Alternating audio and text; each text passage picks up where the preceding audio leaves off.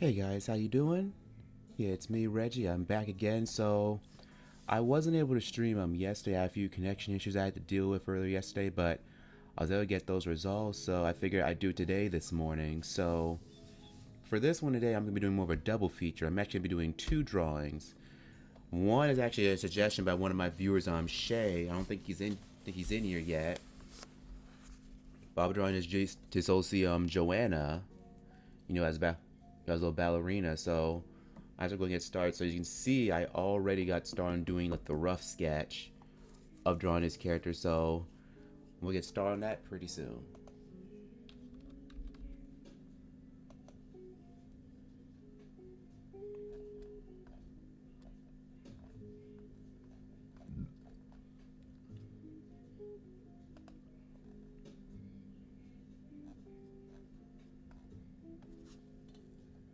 Let me see something.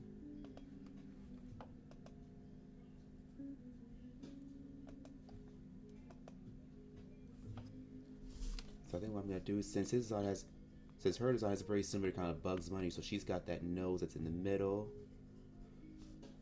and it has a muzzle that kind of extends outward.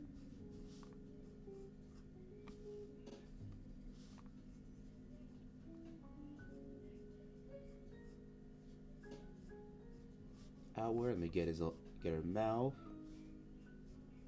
and also the teeth because they kind of stick out.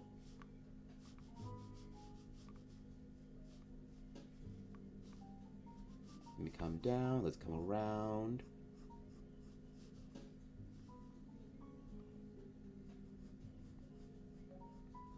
And also, as we go up, let's bring the eyes up, and as her eyes, they tend to go up and just up alongside the cranium.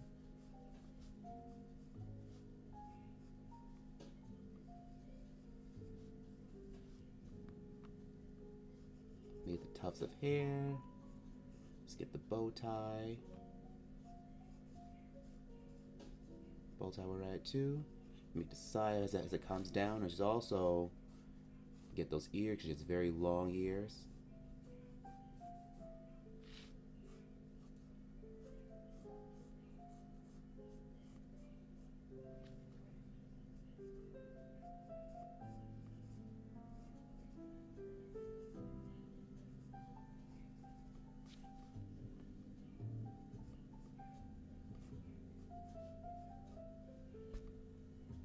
And bring the neck down. So we get the top part of ballerina uniform. I know I'm getting terminology wrong. Get the brooch in the middle. Let me bring it down and around to the bottom for the actual tutu.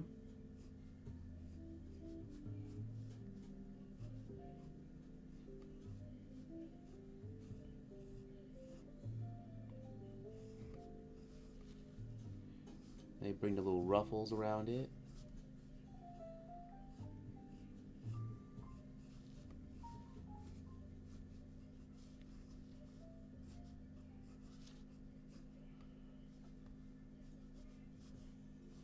And they bring their arms, so you kind of bring those out.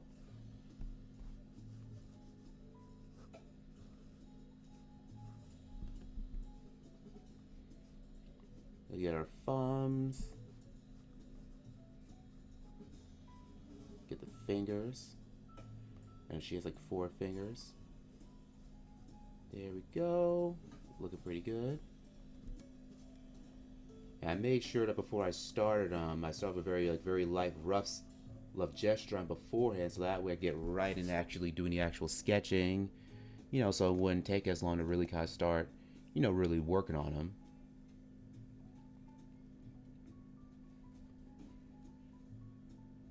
Let me see something. Let me get the other arm while we're at it. Let me come up and get the other arm as well.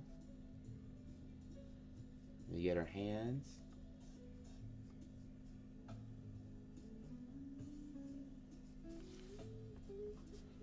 And today is gonna be a little different because aside from doing her, I am doing another sketch drawing like after I'm done with this one. So today will be another one. I'll be doing more of a double feature.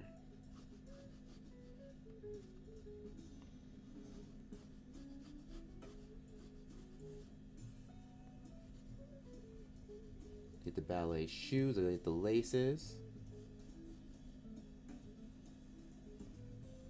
And then get the other back part, the other foot.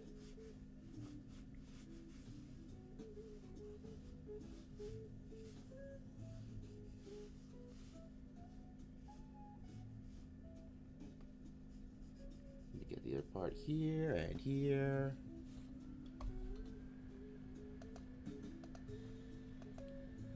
And now that I've done that, let me actually go ahead and actually kind of start like fine tuning the drawing a bit more before I start going in with the pen.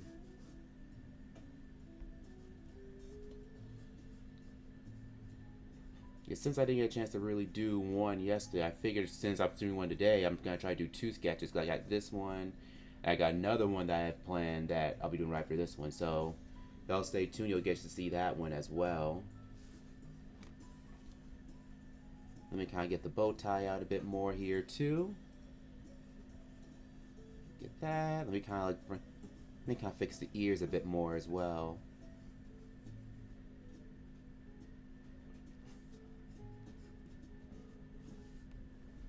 All right, that's looking pretty good. So now, yeah, our ink pen here. I'm actually gonna start drawing our outline. And so basically what had happened yesterday, you know, I recently got at my place, we recently got a new internet modem, and we were trying to get connected. And so the thing is, we had connected it, but for some reason it wasn't really hey, it's still Panics. Hello. Hey, good to see you. Glad to be able to drop in. Drop in. Yeah, I'm actually drawing one. Yeah, I'm actually kind of drawing one of my friends, like the OC's Johanna, and basically I'm doing a double feature. I'm doing this character, but also doing another character like after I'm done with this one right here. So I'm doing a little double feature. I'm doing 2 sketches today. One I'm using for my line work. I'm just using a regular ballpoint pen. I think this one is Pentel. It's Pentel RZ. I think it's Pentel RSVP-RT. A lot of times if I'm doing a lot of sketching, I prefer to use like ballpoint pens, because I think they're really good for sketching, because you can get very soft and very hard lines. And so I like doing a lot of my sketching whenever I'm sketching with a ballpoint pen. Now I do use other pens as well when I do my line work. Like for example, let me see if I have them on here for a moment. Where are they? Sometimes I will use actual micro pens. Like say for example, I'll use these pens right here. I think these are creative because I found these from a Ross a while back, where they come in different lengths. So I see I got some in 0.1, 0.4. I got a little brush nib too. Now that's if I'm doing more polished line work. But here, if I'm doing something that's a little more on the sketchy side, I'll stick with just a regular ballpoint pen. I'm on alert states. Hey, that's good though. I mean, personally, I think as artists, you never really stop learning, because even even the pros, they're always figuring out new techniques and finding ways to perfect them. Yeah, but with enough enough practice, but also studying the things that you want to know and things you want to learn, yeah, you'll definitely get there. So let me get the ears here too. And you can see, as I'm kind of going, I like it because at least, since you can get pretty sketchy lines here, at least I don't have to worry about adding either too much pressure to them.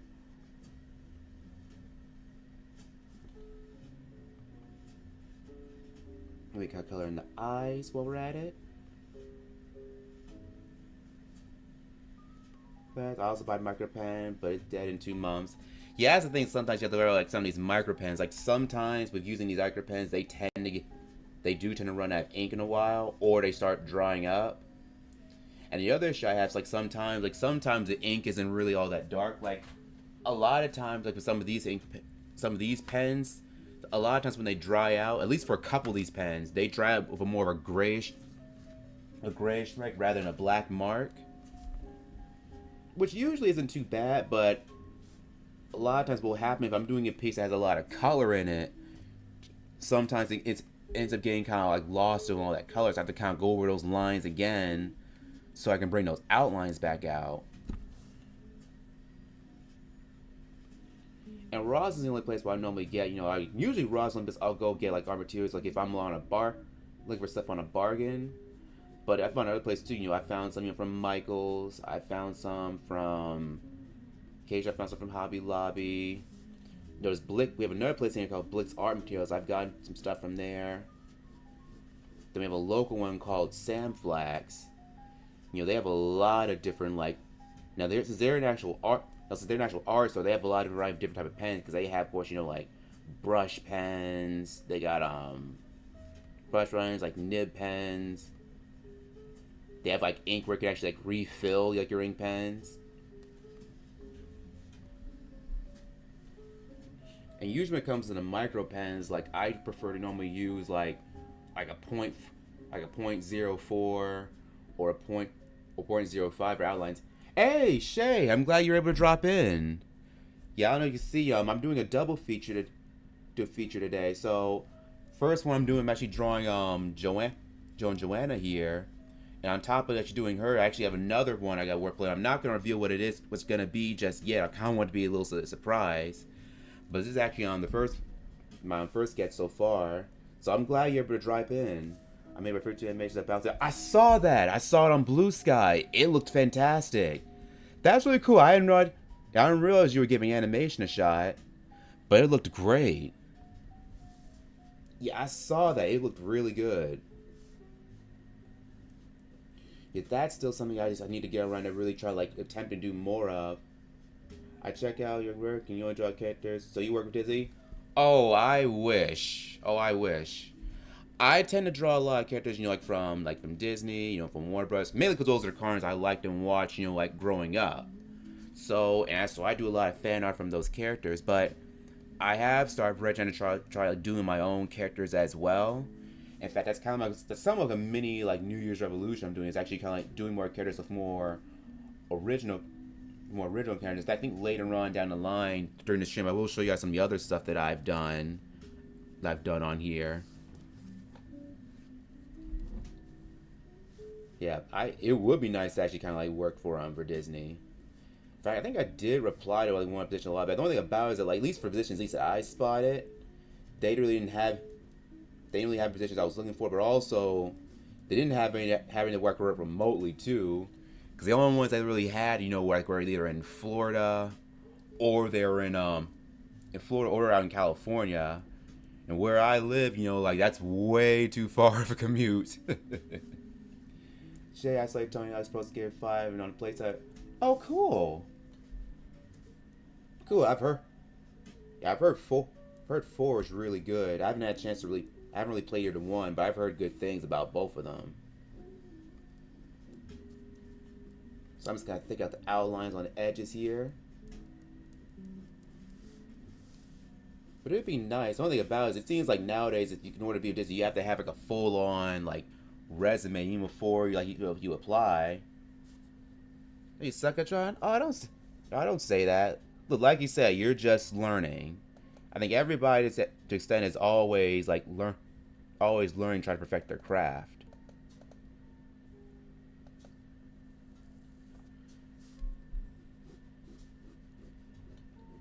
And look, if you make you feel better, look, there was a time, at least when I was drawing, it didn't really, look like this. And the only reason it looks the way it does now, just from years, just, really kind of not just perfecting, but really kind of practicing, just kind of looking at just really kind of studying things what I want to know. I think the key thing is when you practice, first off, you want to ask yourself, what particular things that you want to actually you want to improve on. Do you want to improve on proportions? Do you want to improve on doing line work? Do you want to improve on, and also, do you want to improve on doing more of a cartoon style? Do you want to do more of a comic book style? Do you want to do more of a realistic style?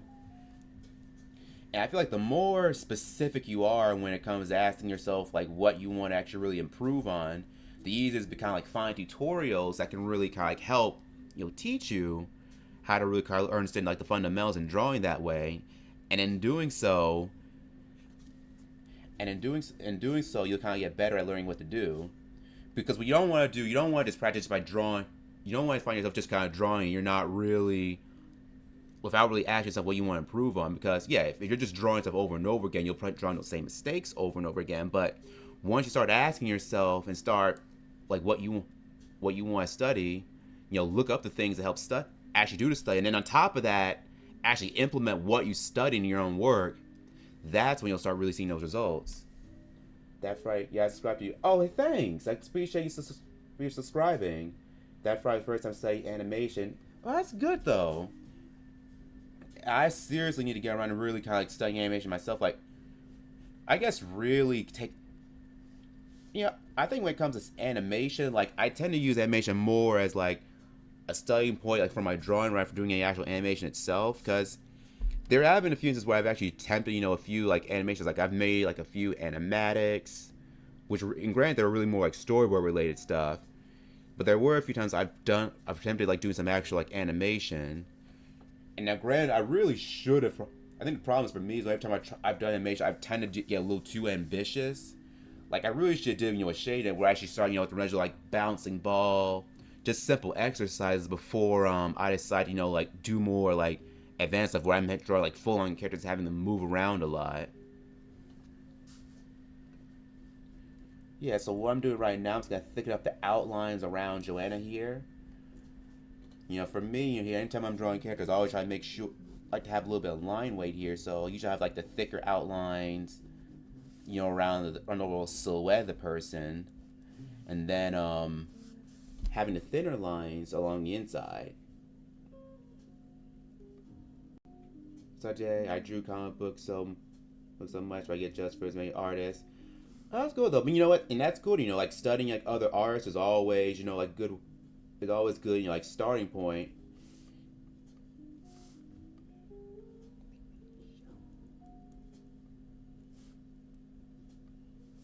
Yeah, but as long as you're pretty, just remember, like the only thing you can be, all you need is a better version, of yourself. And so I'll say is don't get too caught up in actually really comparing yourself, to other artists.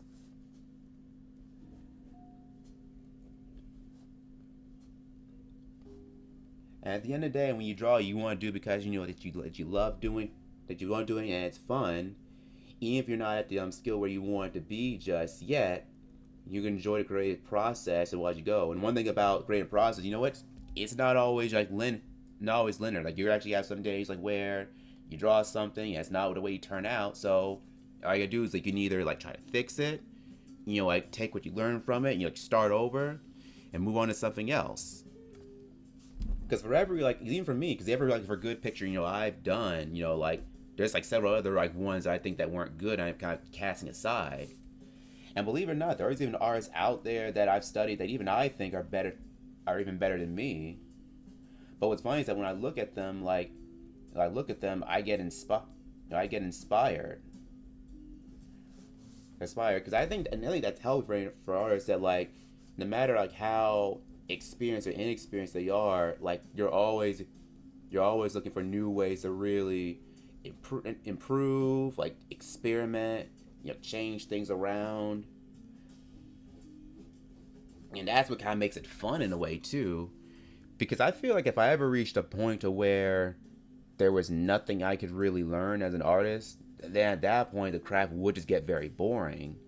Because like there's no surprise to it anymore. But luckily, like since there's so much like art out there, so many art styles, so many different artists, so many ways to really approach art and even making art, I don't see really getting bored happening with anytime like soon. All right, so I think we got our overall like main like rough main like line work with Johanna done here. So now let me go and start coloring her in. So I'm gonna use this pink here.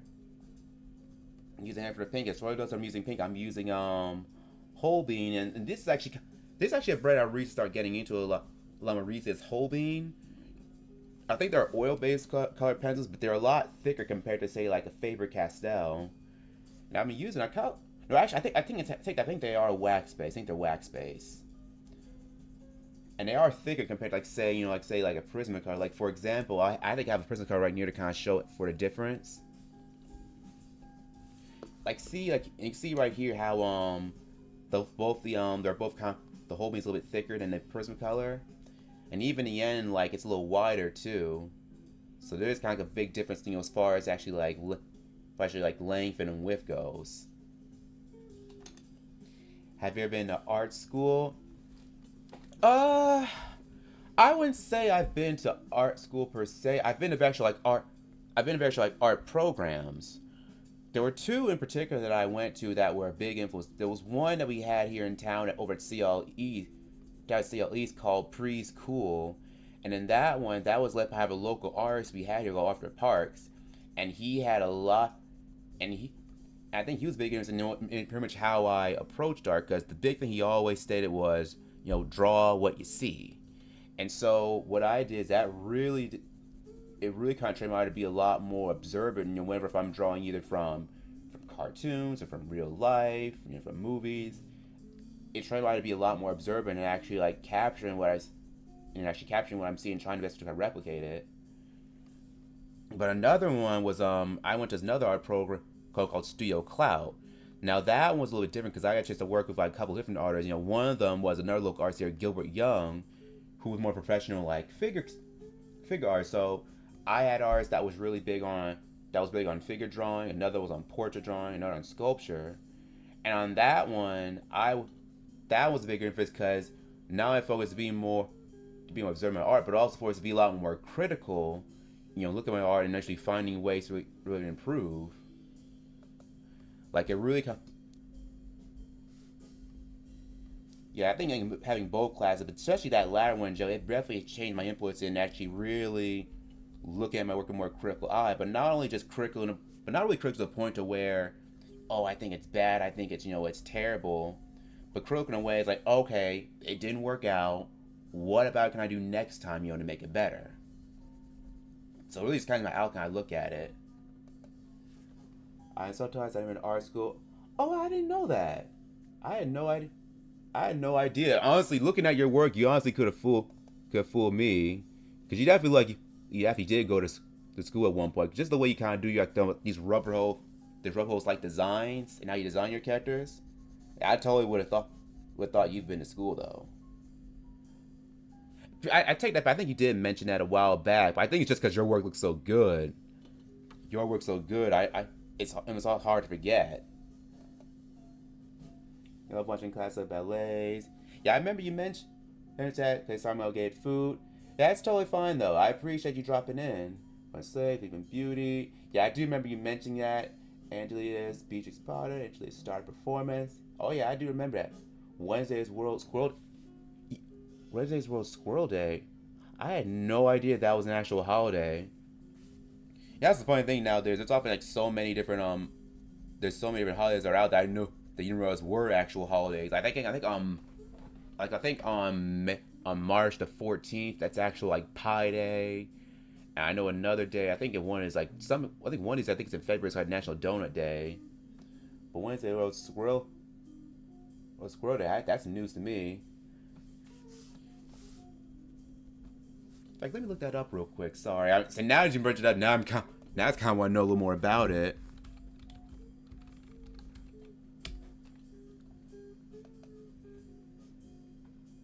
Oh wow, January 2026.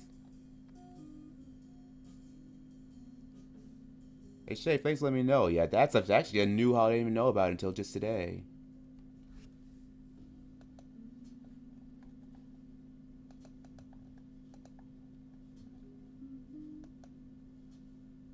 Let me look something up real quick.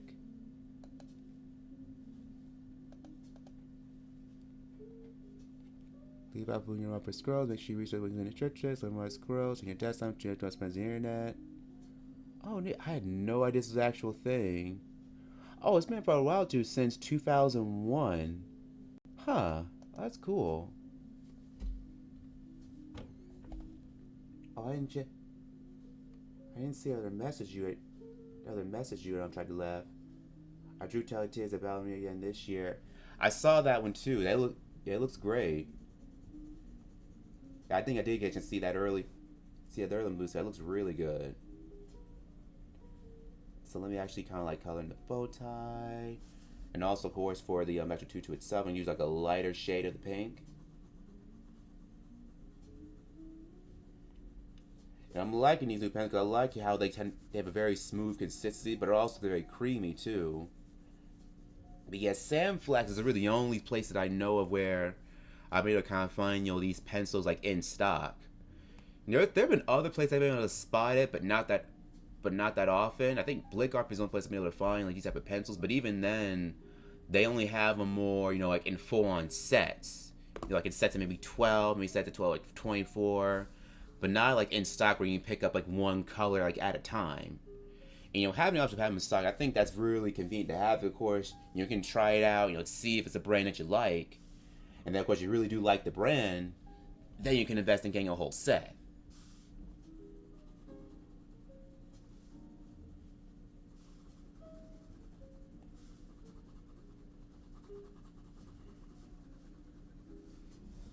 Yeah, it's looking pretty good.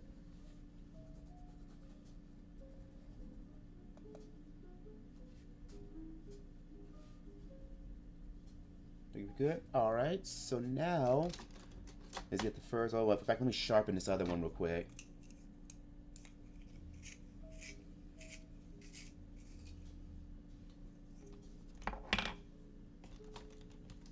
Let me see. Okay, good. I just want to make sure it looks it's the right amount of intensity. So let me get the first. I know she has more like a tan. Hers like a light brown, like tan fur.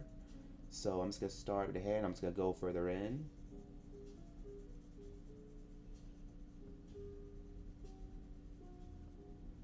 I think at the Sandflex that I've gone to, they got different brands of like color pens. They have Holbein, they have Prismacolor, of course. That's pretty much universal. That's pretty much one of like the go-to like art supplies when it comes to color pens. So they have those. They have Faber-Castell. They also have they have the Caran d'Ache ones, which is strange because like that I think they're one of the only places where I've been able to really find them. Because the Caran d'Ache is really hard to find those anywhere in open stock. I think Blick Art Material, I think occasionally they have them too. But I haven't really seen too many places aside from there that had them. There was another art store I used to go to that was I think unfortunately it closed down a while back. I forgot the name. What was it?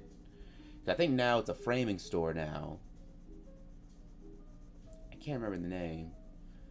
But I remember when I would go there, they would occasionally have like different like art materials. They'd have like even more like more like imported stuff. I think one of the more interesting finds I found they had these Japanese like watercolors, and what's cool is that when you open up the box, they even had they had the names, but they had them like in Japanese like kanji letters as well. So we get around the head.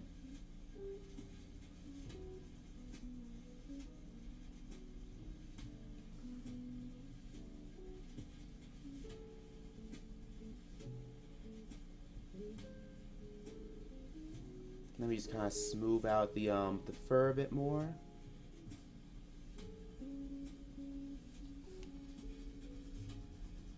Let me just kind of darker on the edge. Let me smooth out the consistency. I always try to start like somewhat light before I go over extra layers, just kind of get that nice smooth consistency. I know I've said before in other streams, but I don't mind repeating myself.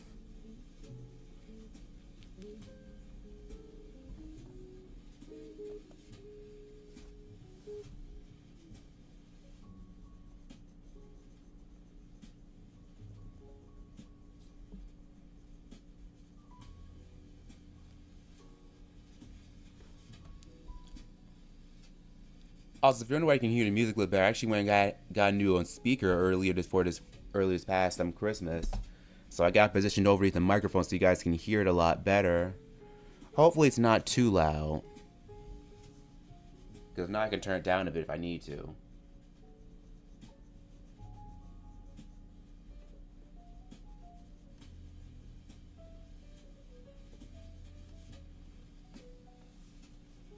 So you got the actual muzzle, so I'm going with like a lighter shade of actually, you know what I am gonna go ahead and do now. Let me erase some of these sketch lines that I used earlier, just to kind of tidy it up just a bit. Normally for me, a lot of times if I'm doing sketch, I usually don't like to erase a lot of my sketch lines. I like to keep the lines kind of very like loose and rough. I feel it adds that spontaneous feel of the whole deal. I never went to an animation school. Well, neither of us. Hey, neither did I. Now that's fine. I think there was one place I considered going to at one point. It was SCAD, Savannah College of Art and Design. I considered going to at one point, but I think I actually did a chance to do a tour at both places because I wanted to go to one in Savannah. The only thing about it is like, one, it's very very expensive, but also it's one of those for-profit schools too. So, and what would happen is that say if I were to actually like make any work that I would make there, if I were to actually graduate and I would try to use it elsewhere, it wouldn't be. Yeah, I couldn't really do it under mine, and it would have to be property, of SCAD because it was made underneath their stuff. Yeah, but I remember for a while I did want to kind of go for it. I think there was one time I almost wanted to go to Cal Arts in California because I know that's like the big like animation school like now school that for years. Now, granted, I don't know if they're still like that now. I mean, it used to be like that years ago. Granted, I haven't kept up with them.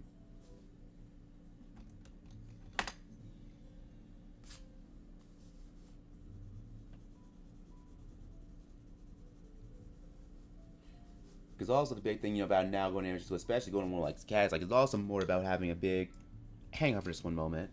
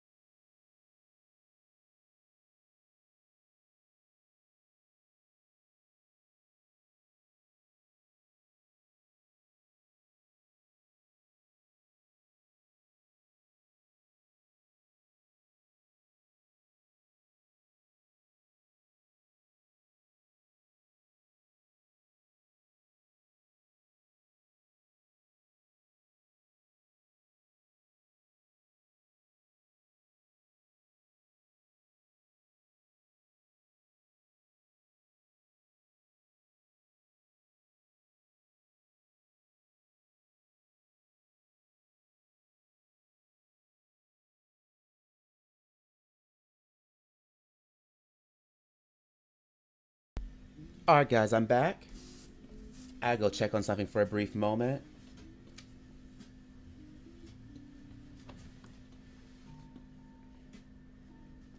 Yeah, but where was it? So I think let me just kind of like darken around the edges here.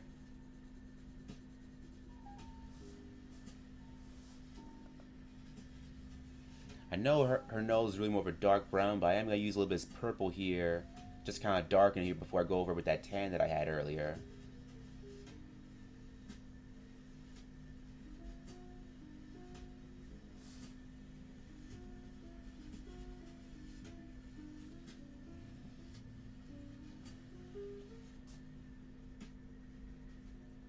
Actually, let me just kind of darken over again.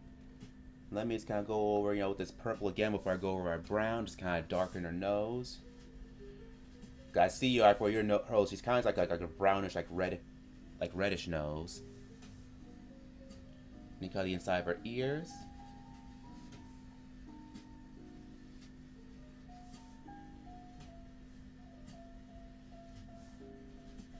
And let me just kind of color in more around the ears. Just darken a bit more.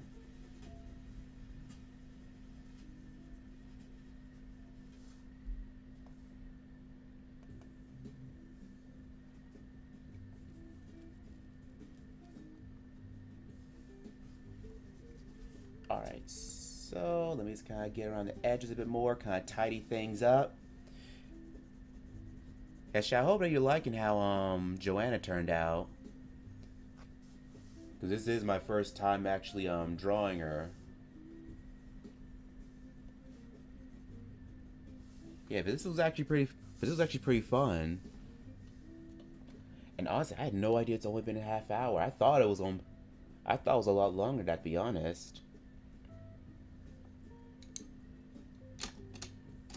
And so what I am going to use next to get some red.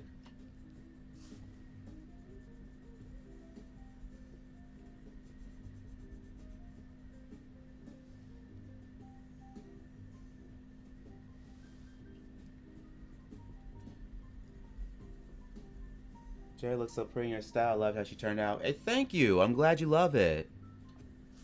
Yeah, I really do appreciate that. I really do. Yeah, I'm really glad that you liked how she turned out. You get the rose brooch, and you add a little green.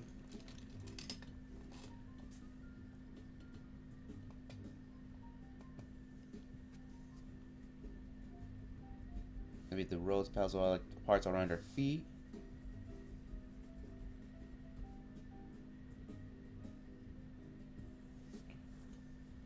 Okay, great. So that, my friends, that is Johanna, our graceful ballerina. And also one thing I didn't mention before, I think you did mention before, I think you studied Preston Blair's animation book, which I have that book too, which I think it's a great book. I think anyone that's interested in animation, especially like classic animation, I think it's definitely worth I think it's definitely a book worth having, because I think that really kind of breaks down the whole idea, not just for animation, but really for cartooning in general, when it comes to really breaking a characters down like to simple shapes. Yeah, I think your stuff really kind of captures that perfectly. Okay, so I think our first one we managed to do Johanna, so it was really fun doing her. So now I'm actually gonna do another one, and it's another one that actually started on Rough Sketch earlier this morning. So this is a Rough Sketch of two characters here. Now, one thing. Now, even though it's like it is gonna be a fan piece, but I thought I'd do something a little different with this fan piece where I have it based on two characters that a certain voice actor, Dom DeLuise, had voiced. And so I figured for him, I'll do two kids. I'm actually gonna do Fagain from Oliver and Company and Itchy from All Dogs Go to Heaven. So I figure I'll have one here where I'm drawing Fagain here as well. So I think I'll start off, with drawing him first.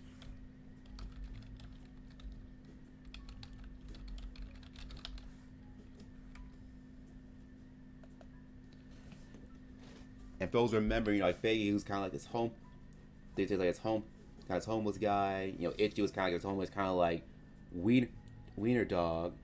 And so I think I kind of draw with that both guys right there. Maybe they're kind of situation where he actually thinks he's one of the dogs. And so I figured let me actually start with just drawing kind of a rough sketch with just him, maybe with a shocked face.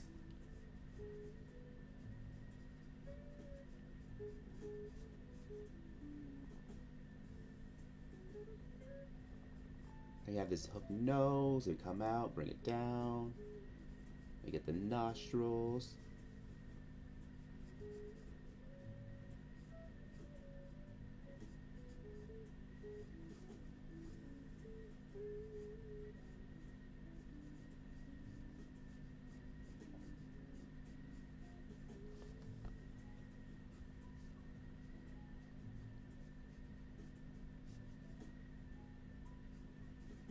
We get the bottom lip.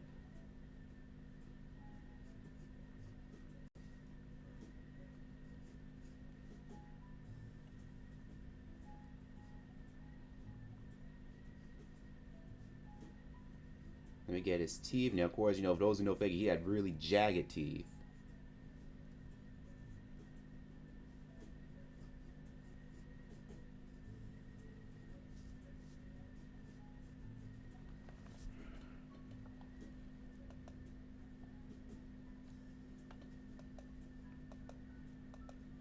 In fact, let me check on something for a brief moment. Hang on.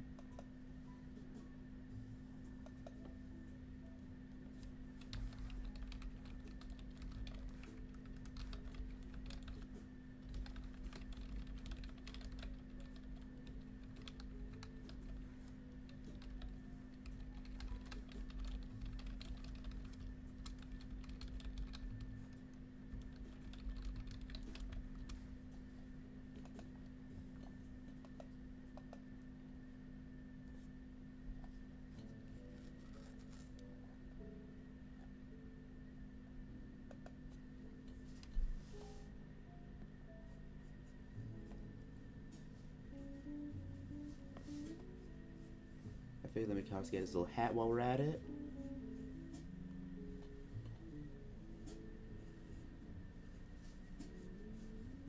Let me get his little hat.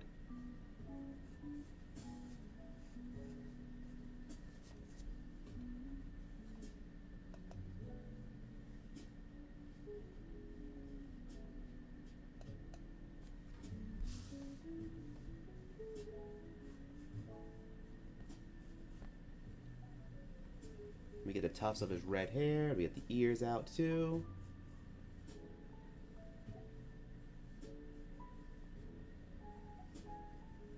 Bring it out. Let me have it come from behind his back. We have a little bit of his neck here. And you just remember he had that in the movie. He had that wide that wide collar like jacket they had on, like overcoat really.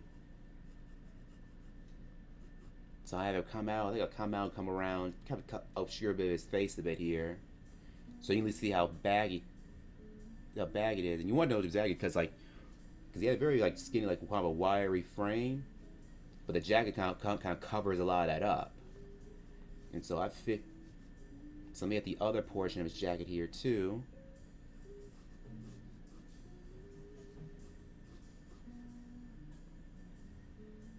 You can get the other inside.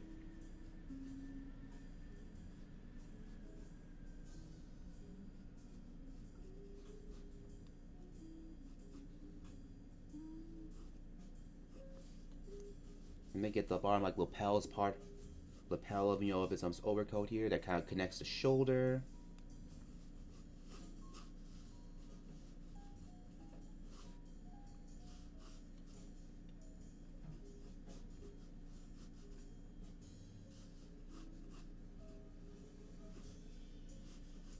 Let me get the sleeves. Let me kind of bring this out just a bit more, because I don't want to make it so his arms seem a little too small. I don't want to do that. And I want to make the sleeve because I know his sleeves were very, very long.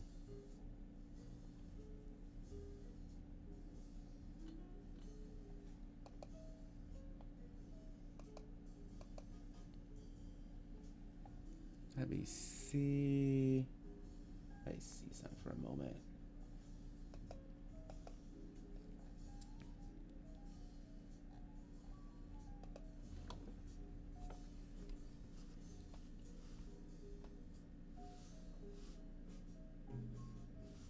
When I try to get those little curves and wrinkles, I think I'll have it where they extend a little bit further down.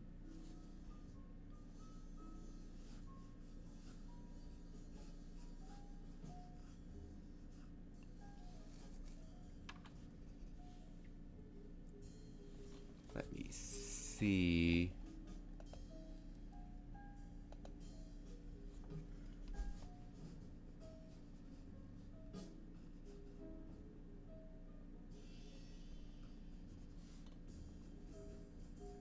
So of course, let me get his little hands.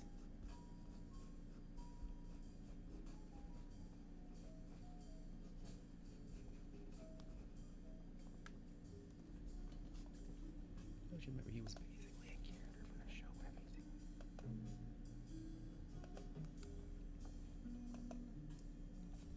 Yeah, always I'm not too chatty right now because I think his design, the Fagain design, it's a little more complicated because sorry, because on Fagain's design, he has a lot, he has tends to be a little bit more wrinkly. It's very jagged, almost unappealing to the way too. But I know it's by design. He was actually designed to have more of like like a very scraggly, like lanky look, which worked, since the movie's actually set in New York City too.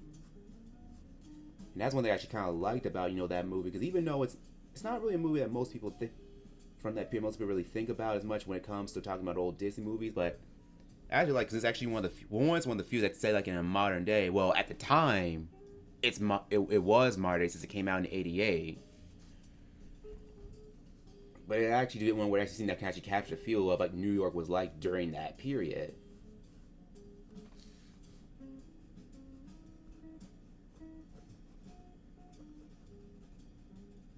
So let me get his little thumb.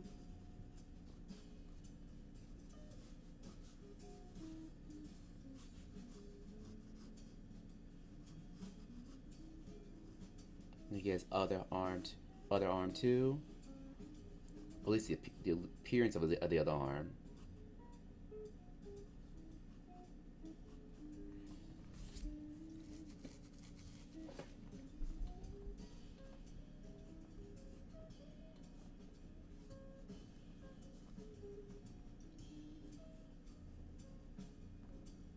And what's funny is I think, Fagain, in original, like, Oliver's Twist story, it was actually more, he's still supporting in the movie too. He had, Fairly Fire, no, I think he had more of like a lesser, I think he had more of a lesser role compared to how he was in the original. I think he had more of a bigger role compared to how he was in the original story, to my recollection.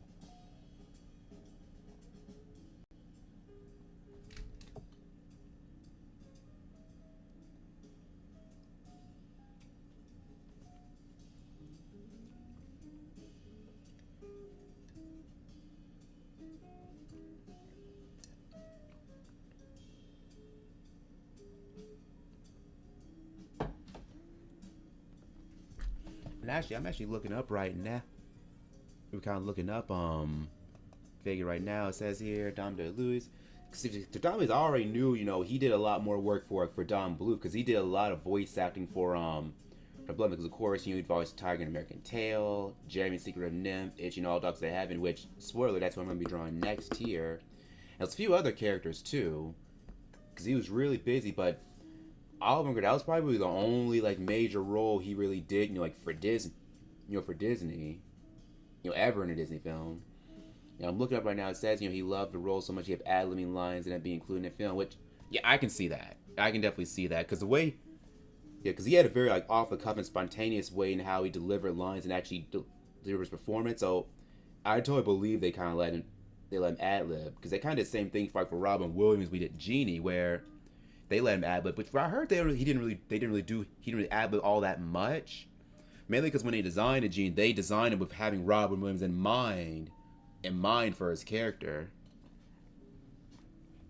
But he was able to have a lot of fun with, so Don was had a lot of fun. But he always had a knack of actually really doing that for his characters, where once he got a character, he really kind of put his energy into a performance.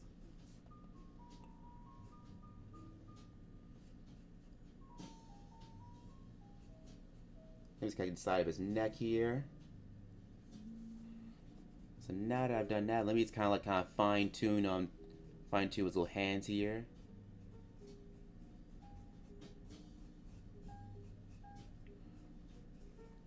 Let me get his little glove hands. Let me kind of thicken up, because he had pretty thick hands as well. Let me bring him out. Good.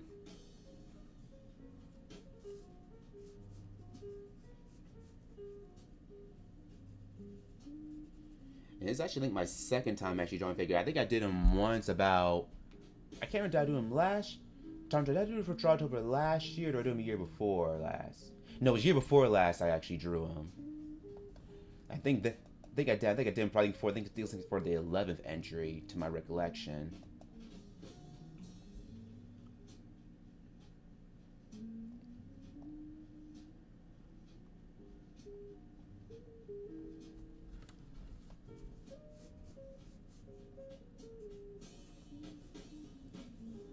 Yeah, when it comes to, like, say, the movies from the 80s that I like, I gotta say, I think of all them. Well, I think it's definitely pretty. I think it's still a pretty good movie. Well, I wouldn't say it's one of my top favorites. I think it's still pretty enjoy from that period. So let me get the back of his hair. Let me get the sweater collar. Alright, that looks pretty good. So now I'm gonna do Itchy next right here. So I think we got what looks pretty good. Alright, so give me just one moment.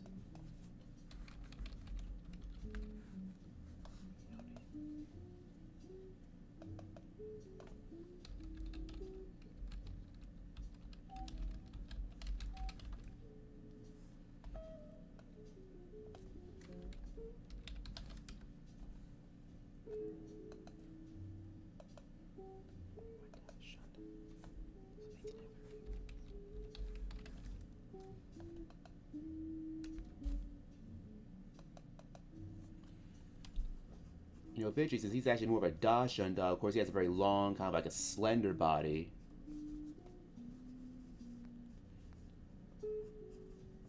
So everything, and so everything is very, so that's very, his body is very long, but also all their bodies, especially with, but that's with weird dogs in general, they tend to have very like, very, they're very long, like kind of stubby legs, almost to a fault too. Apparently that's actually have a big issue with like Dachshund dogs now is that a lot of them tend to have a lot of like mobility and back issues now because their bodies are kind of like so long now.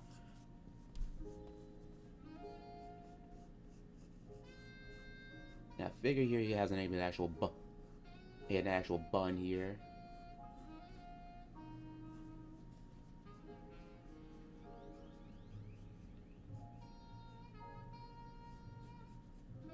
So let me get the bringing his mouth down a bit here. So let me get his large snout. Have it come down to the bottom lip here. Then make sure I have room for his paws. Extra room for the ears as well, the floppy ears, because usually actual dogs have actually large, like floppier ears. And even though I'm tend to drawing like characters more cartoon style, especially like dogs, I still like to look up, what the real animal looks like.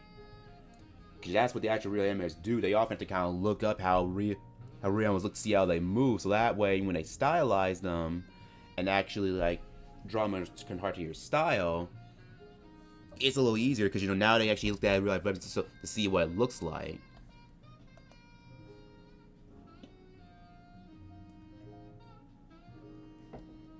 Yeah, Oliver & Company. Yeah, but it's a good. Yeah, Oliver & Company is a good movie. It was like came out in '88, so it was like a year before The Little Mermaid. So it was right before they hit the Renaissance and that. It was like right before that period. Yeah, at '80s, it was kind of a very different time for Disney because Disney kind of went through a really awkward period during like the really like '70s and '80s where this was after Walt Disney had passed, but also what's happening now that he had passed, but a lot of the older like animators, the people that worked for the company, they'd either passed away or they retired, and so you had these newer people that were coming into the studio, and for a while they were really kind of unsure how they really want to really take the company like going forward. And so they had at least a lot of different there was a lot of different films that kind of came like during that period. Like some were minor successes, like and others were bombs, of course. Like Rescuers, that was kind of a minor success. But then you had Black Cauldron, which was a huge bomb. And Oliver & Company here, I think this one was kind of a minor success too, but it wasn't a big hit. It went into like Little Mermaid came out like the next year when that was like the huge hit, and of course that brought this boom back into the '90s.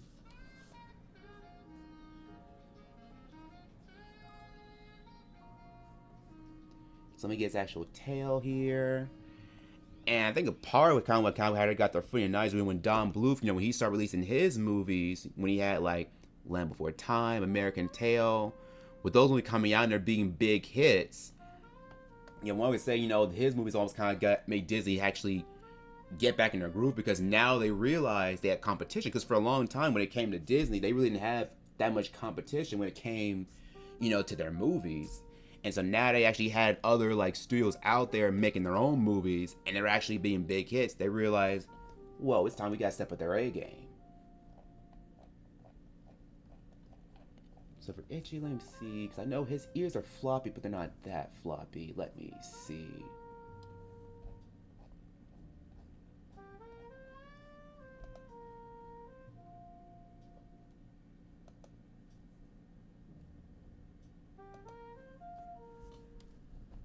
Actually, let me make his ear a little larger, because I realize he has a larger snout.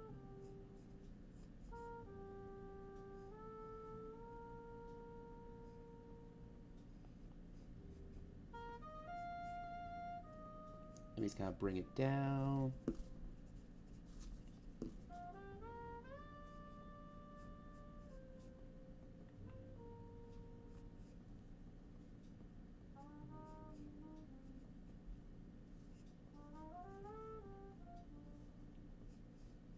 We kind of bring the eyes up a bit more.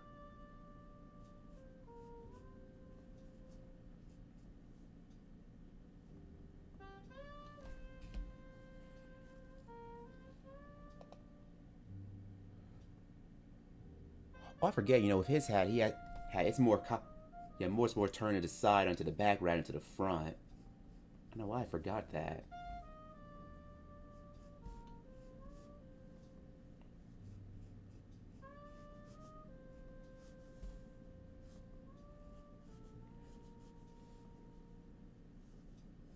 So let me bring the ears up. Let me bring them up a bit more.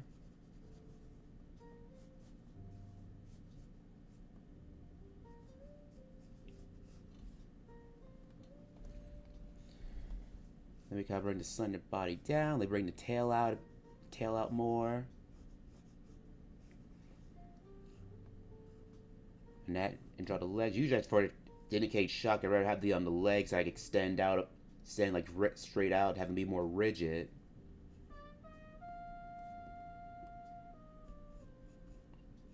Have the toes stick out too.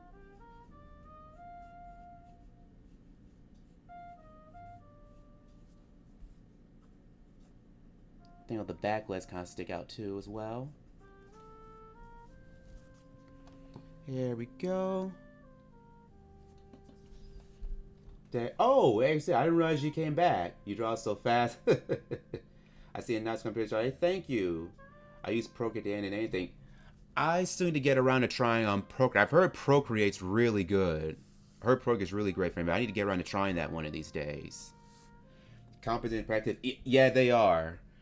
Yeah, composite, especially on composition, because like you always, yeah, especially if you're doing like 2 or 3 characters, like trying to organize again so it's actually readable, because it is so easy. Like whenever you're drawing like so many different things all together, for everything to get so cluttered and feel like out of focus. So a lot of times what I'll do is that I'll do like thumbnail sketches. So basically what I'll do, these really small sketches like on small sheets of paper where I just lightly kind of like plot out where every character or object is gonna be, and just see, you know, like what works, you know, from a visual standpoint.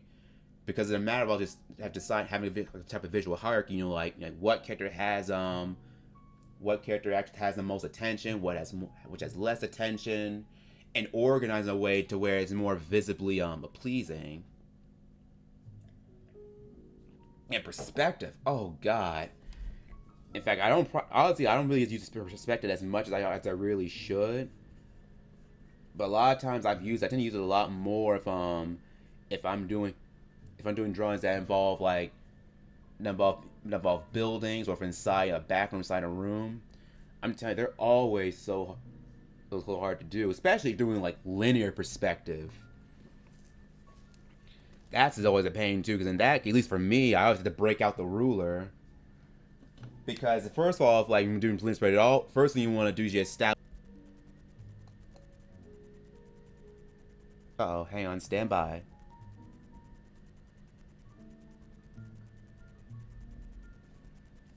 Yeah, sorry about that, guys. I don't know what happened. Somehow I got disconnected. That's strange. It was working fine. It was working fine on mine. I don't know how that happened. Sometimes I do shading line. I've noticed you doing that a lot more in your work, shade. We're starting to do a lot more shadow. The shots on which I like. It looks really good. I was to you. Yeah, definitely subscribe to well. He's got really great stuff as well. He's got really good stuff. Yeah, let me look at a couple of interrupters of Richie real quick. I'm liking it, but for some reason it seems a little off me. I don't know what. I think I know what it is. Let me just kind of bring the muzzle down. I know his muzzle kind of goes up, kind of goes over, and then kind of comes down.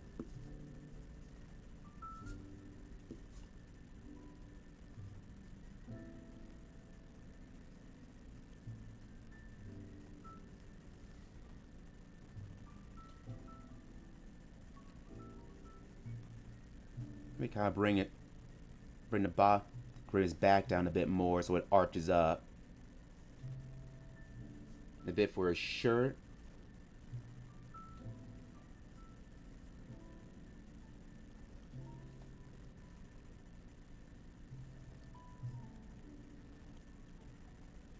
Well, maybe I will keep the cap here, because I've seen it I've noticed in the original like movies with Itchy, you know, like there's some times where he has the hat to the back of his head, sometimes to the side. There have been some cases they're in the front.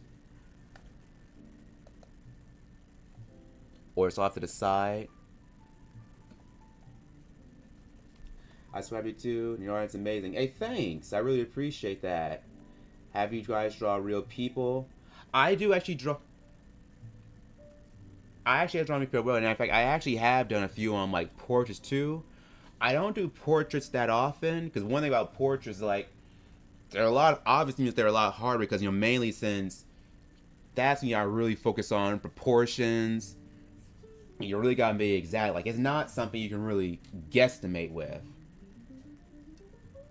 Being able to draw portraits well, you have to have your observations have to be like really on point.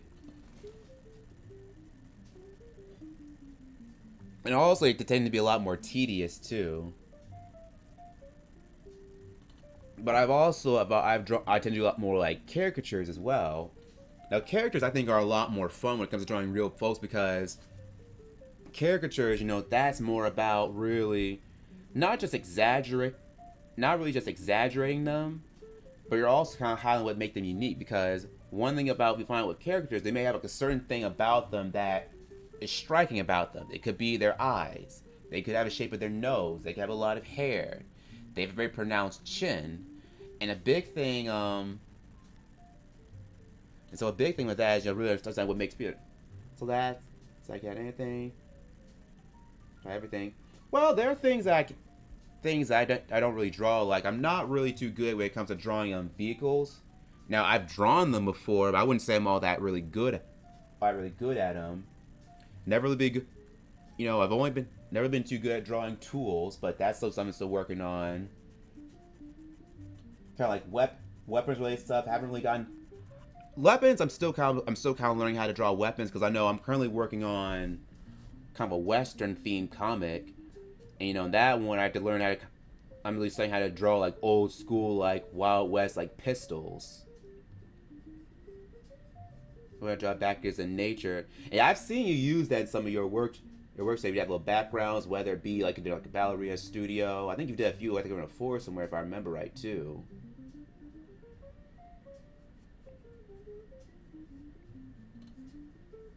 Yeah, I was gonna say, I don't think you're ever gonna learn how to draw everything, because even I, as much as I've drawn, I'm not able to kind of like draw like everything.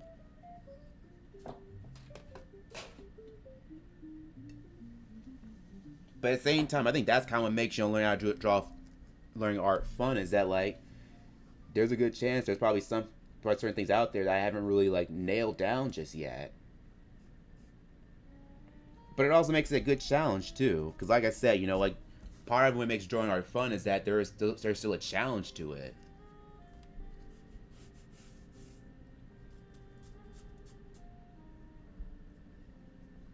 All right, so I think I got a good like sketch drawing for both of these guys here. Trying to think if there's anything if I need to kind of like fine tune before I really start going on the ink work just yet. Let me see.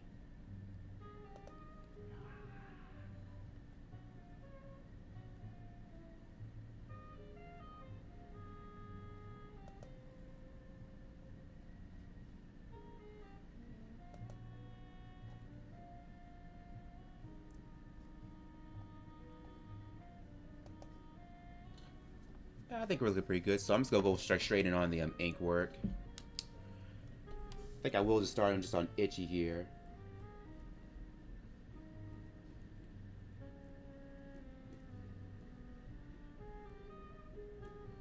So let me get the actual snout.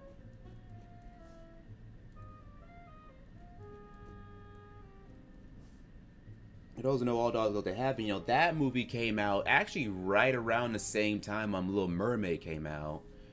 And it obviously didn't do as well. One, since Little Mermaid was actually the bigger hit, but also, All Dogs Go to Heaven, I like it. I think it's definitely one of Don DeLuise's best. Personally, I think American Tail, was his best one. But I think also the other thing, I think a lot more people kind of put up, since the movie had far more darker tone compared to, say, Little Mermaid. And also, like, since double-eyed subject matter, since it often dealt, with issues such as gambling, mortality,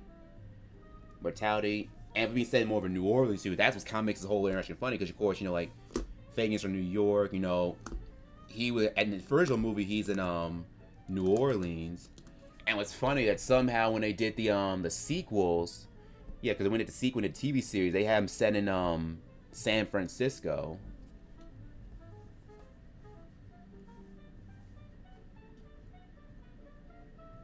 So let me get the actual buns.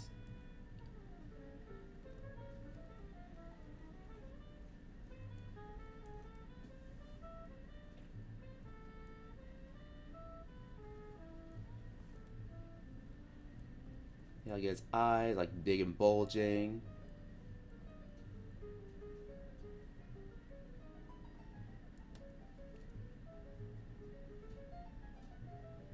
I think I'll bring the pupils up more here. In fact, let me erase some of these lines so it's a little easier. There we go.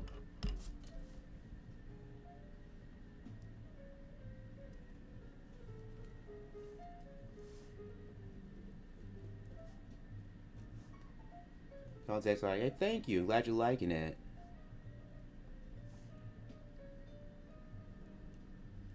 And it's funny about recollection, like Dom DeLuise, you know, he pretty much itching like in all the movies. I think he was one of the few voice actors in the original movie where he reprised in roles in all the following sequels and television series. Yeah, I'm using reference. Yeah, I'm using like a couple of references. Anytime I'm drawing anything, whether it be cartoons or portraits, I often like to have like a references on duty just to make sure it looks right. Yeah, cause good as I am, you know, like sometimes you're always gonna miss certain details, so it always helps to have a reference on standby, you know, for your drawing.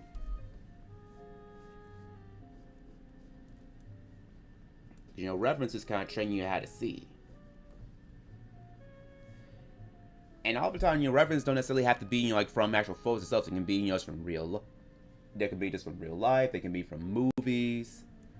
And really, in a way, everything around you is a reference because it's a matter of kind of like really looking and see, kind of look around, observing what's around you, and really finding ways to kind of break it down into simple shapes so it's easier to draw.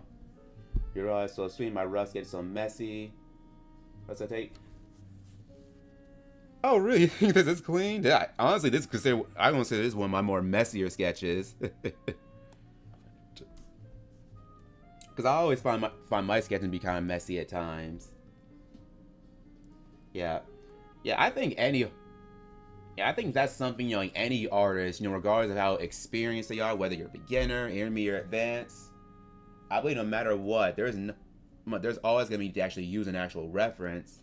That's why I don't have no idea why I've been seeing on different sites on social media, like how there's a mark saying that you shouldn't use a reference. Like, what are y'all talking about? Talking about references train artists how to see. Like, we're not magicians. I'll be going home. Goodbye, Reggie. Hey, Shay, it was really good to see you. I'm glad you're able to drop in. I'm really glad you enjoyed the drawing day of Johanna. But yeah, like I often hear how some artists will say, you know, I don't even believe it's artists that are saying it. I honestly believe it's probably people that want to be artists, but they don't want to learn how to be one. So they'll start mentioning like bogus advice that you shouldn't use references. Like no, all artists to an extent use references, even ones that don't like using them. Like, for example, even the late Kim Jong-gi. You know, like for those who don't know Kim Jong-gi, he was a Korean pen artist. And basically, you know, he did a lot of, you know, his work in pen. But the cool thing about him is that he was known for having a photographic memory where he could like look at something, remember, and he could actually just draw a whole scene without really looking at anything. But the thing about it is that even though he didn't really use references that often, he still used them. Like there was an interview where he stated like even back when he was still learning, he would actually look at different stuff. But the thing about Kim Jong-gi is that he's always observing. He was always observing. He was always looking at things and breaking down the simple details. So like when came time to draw, he didn't really have to do a lot of that guesswork and figuring out beforehand because he did it all. Well, he did a lot of the work beforehand before he actually started drawing, and that's kind of what made, you know, his work such, you know, so striking. But yes, if you need to, you always use references whenever you need to. He kind of gets a little fun. I think since while I'm at it, let me show you guys some of the other stuff that I've done as well. So I so of course on top of doing Johanna, like that's something I did early today, but this is some of my other more recent stuff as well. So on top of drawing digital, I also drawn a lot of stuff, like with Fox, I've done a lot of stuff with Simpsons. Like here's something I did with 3 because I did one with Homer, Barney, like Super Willie and Krusty. But it's kind of like a brief series I'm doing where I've actually drawn a lot of characters where I'm kind of like a rock star like setting. And then I did Reese. I think I did this one more on my TikTok streams because while I occasionally stream here on YouTube, I stream on TikTok as well. And so this one of drawings I actually did there. I have a few other ones too, because I think here's another one I did, with these 2 henchman type guys. That was another one I did, on TikTok as well. There was more kind of a comic type of HD. I don't know if the camera's picking it up. I try to make sure I don't move the camera on too much. I want to make sure I'm able to kind of catch the whole thing. But that was another fun one. What's this in? I want to show my art too. Well, when you want to show your art, show it whenever you feel comfortable. Yeah, whenever you feel comfortable showing your art, by all means, go ahead and showing it. Like here's another one I did for my friend Spiffy. I actually did one of his characters, D the Dragon. And it was fun drawing him because occasionally we've done like little art trades where we've drawn each of our other characters. That's another one I did, with his characters. Let me see if I got some other stuff in here.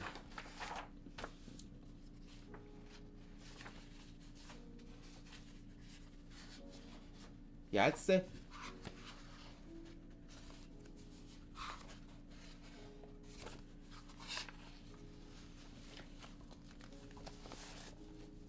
How show your art? Well, it depends on where you want to post it on. Do you want to post your art here on YouTube? Do you want to post it on DeviantArt? Do you want to post it on Instagram? Because I know here for YouTube, I know one way you can do, of course, you can always make because on YouTube you can always make little videos. You can always do either you can probably maybe do a live stream or kind of like a speed drawing of your work. And also now if you go create, they have a thing where it says create posts. And in create posts, you can actually post just your actual pictures. So that's one way to do it. You can also do shorts. That's another way to do it as well. Yeah, there's a lot of different ways you can do it. Here's another one I did. Now this one I did more on Animaniacs characters. Now funny enough, even though Animaniacs is a 90s character, I kind of drew him in 80s here. And what inspired this one was that I was drawing a sketch of these guys initially in kind of regular clothes while I was on a cruise ship earlier last year. And while we were on the ship, we attended this thing called 80s night. So basically it was like a dance party, but they're playing all these 80s hits. And the party was a blast. It was a lot of fun. But it got me inspired too, because I figured, let me see, how would I do if I drew these characters if they're more like an 80s style. And so of course I kind of drew, Yakko was more of a funk rock, Prince Star. I drew her more as Cyndi Lauper type of deal. And I drew Black as a punk, think maybe GBX or Circle Jerks. Oh, I have a secret art channels. Oh really? Oh, you got a few couple. Oh, so you do have some places where you can show your stuff. Actually, hang on for just one moment.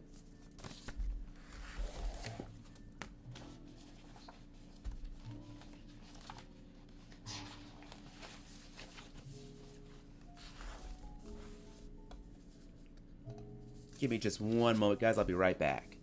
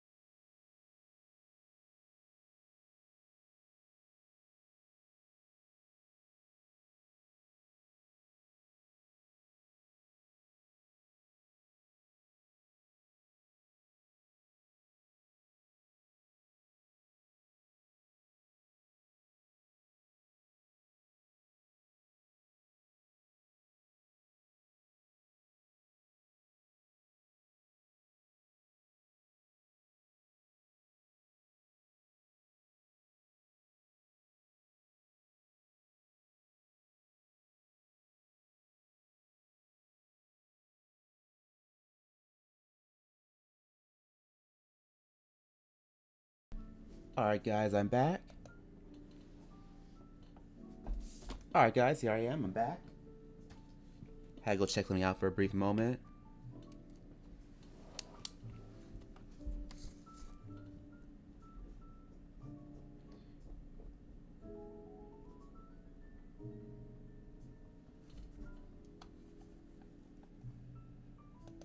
Let me see something for a brief moment, hang on.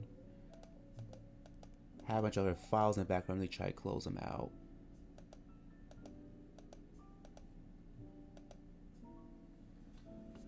Actually, I forgot where I was at. It was a few. I was going around talking about so much stuff. I forgot. I lost my train of thought.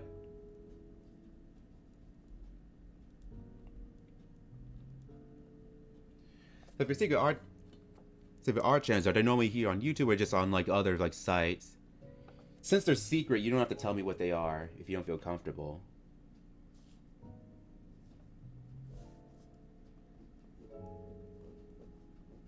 Then we get around his little sleeves, then we get his little hands.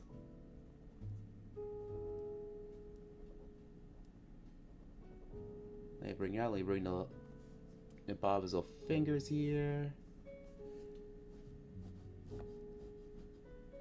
Then kind of bring him down, then bring like little creases around, you know, his around his little sweater here. Then we get a little lapel here around his jacket. Now for this case, I might end up using kind of a thicker pen here, like for some of the thicker outlines later on. Once I'm done with the ballpoint pen. But I'll see how this plays out once I'm actually done, you know, with the ballpoint pen here. I'll see what I end up doing. Get the lapel here. And you get his shoulders going down. Let me get the collar of his shirt.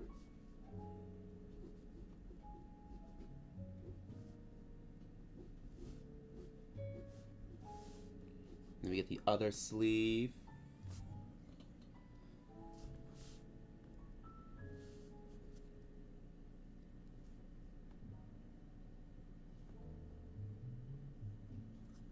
Yeah, it's secret because my family doesn't know about it because I'll feel shy. Oh, yeah, I understand. Oh, based next door.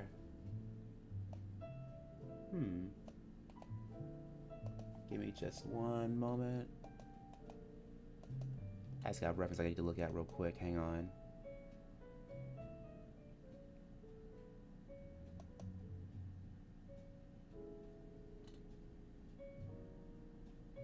Oh, I think you got some pretty good stuff here. I see this one. I think it was like Batman. I think that's what it is.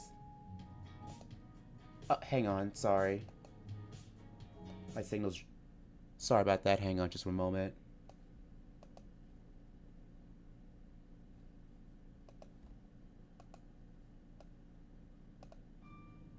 Oh, cool. I actually kind of like this stuff. I like the, Are this, watercolor you're using? Oh, this is nice. I like that. But check out the post section.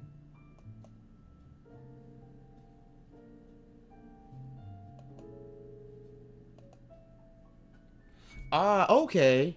Okay, I see the rest now. These are watercolors. Oh, wow. I don't know. I think you're heading on the right path though. Yours looks really nice. I love the these dark.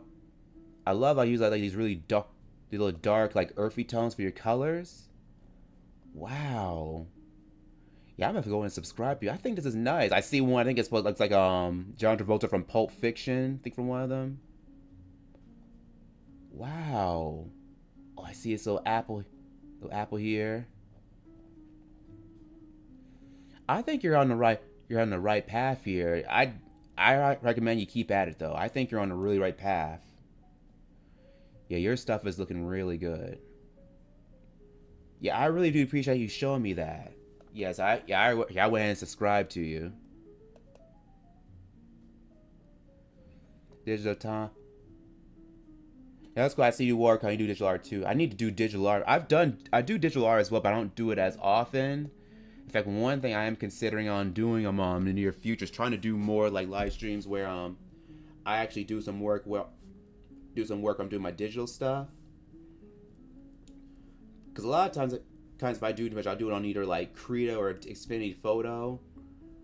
I hadn't really done one yet. Well, one, it's been a while for Vincent is best. Oh yeah, yeah it is. Yeah, it really is.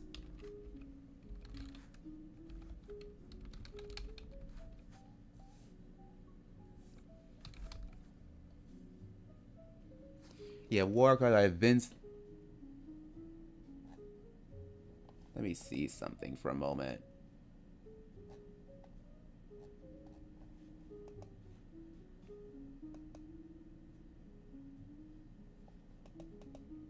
Yeah, thank you, but I am sick.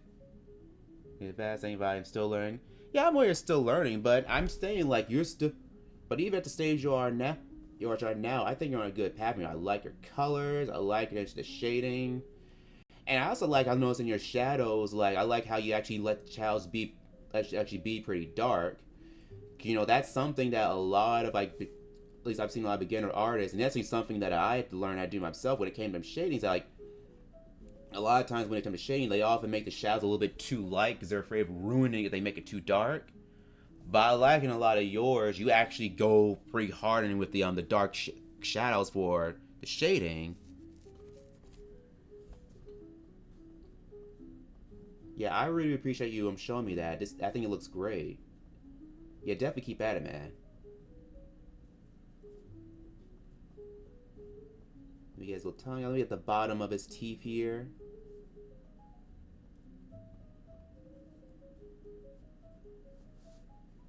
There, thank you. I'm so happy. Yeah, no problem. No problem. Yeah, it's always cool like to run like other artists over here on YouTube. Like I've ran a few others before. Like I've ran, of course, like some like big names I kind of ran on here, but it's cool not to me like other like small artists that are actually out here doing art too. It always feels really good, to see that. We kind of get his eyes here. So obviously he's shocked at what his actual meal is actually going to be. I figured maybe let's be kind of a story where he managed to actually like snap a hot dog from someone to realize his actual wiener dog.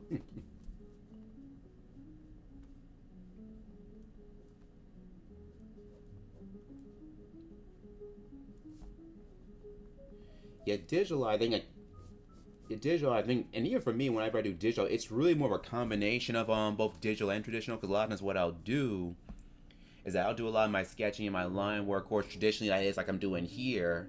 But what I'll do is I'll try to clean up my drawing to where it's more of a clean like line drawing. I'll use my scanner to actually scan in the drawings, then I'll upload them to Krita, and once I upload them to Krita, then I'll actually color them in digitally. Oh, there have been a few times like where I've gotten a tab because I do have a tablet where I'll draw a line that way, but I know I've done this. But why are you stopping when you are saying? I'm sorry, it's just kind of a weird little habit. Like just a lot of times, if I'm in mid thought and I'm thinking about something, like something will pop in my head, and then I'll have to stop and think about what I'm saying. Also, the thing like since I'm also kind of drawing as well too, is that like something I'll see in my drawing, I'll pop up, and then I'll realize, oh, I need to fix it.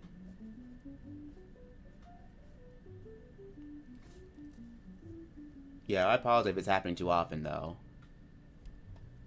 Yeah, it's just kind of a weird little habit I'm trying to actually work on fixing. So I got that. Plus, the other time is like half the time I'm kind of like I'm doing a little bit of thinking too. It's like sometimes like I'll see like here for example for the back of his head. I'm trying to remember if the top of his head was it fuzzy or was it more just a really like a solid ball? I'm trying to remember. In fact, let me check my reference. See, that's why references are important. Like if something doesn't look right, you can go back to references to actually see if it's actually the way you want it to be. Okay, it is fuzzy. It's actually more on a scruffier side. We get the little tops of there because he has a few like small strands that kind of come out near the top.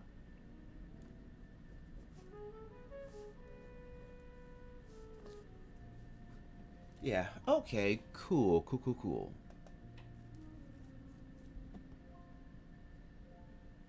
No, it can't be real. You are like me. Hey, look, we all come sick. We all got our own trouble ticks and habits that happen. We are saying my long lost brother. You know what's funny? I tend to get that a lot. Like I tend to get people say I remind them of their long lost brother. To say long with brother. People say I love our cousin because like a weird thing that happen in real life is that sometimes like I'll meet people and people say that you remind me of someone that I knew, and people say that I remind them of their cousins, or I remind them of their brothers, or remind them of someone I used to work with at some point in time. I've had some people say I might be their doppelganger.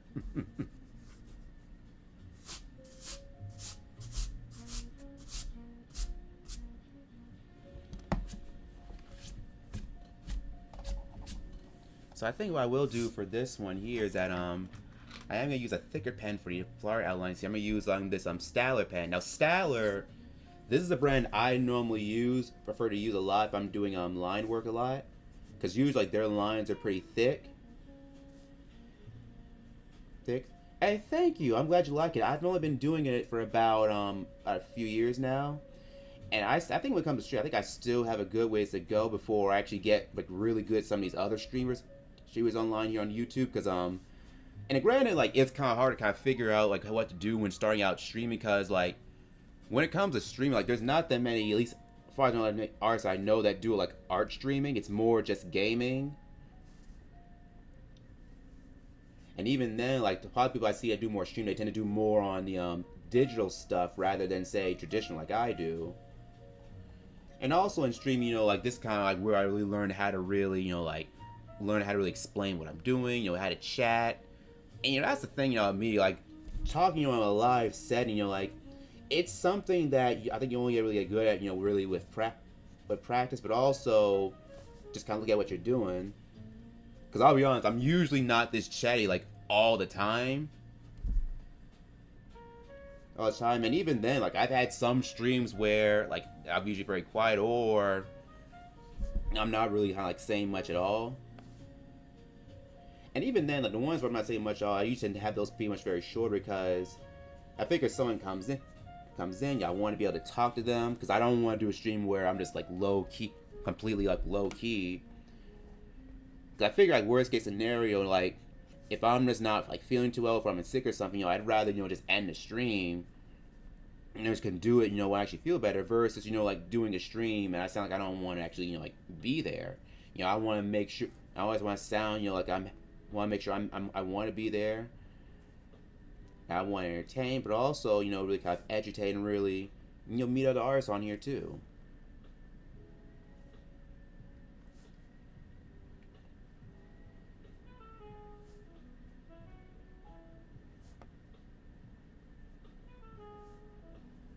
Let me get his little ears here.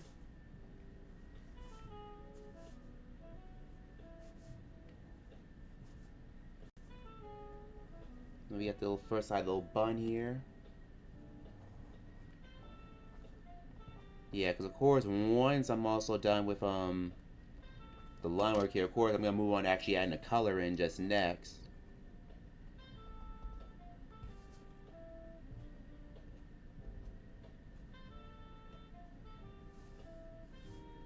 I think I will add a little bit here on the little sleeve. I'll kind of go on the side of with the pen here, get some of these thinner lines.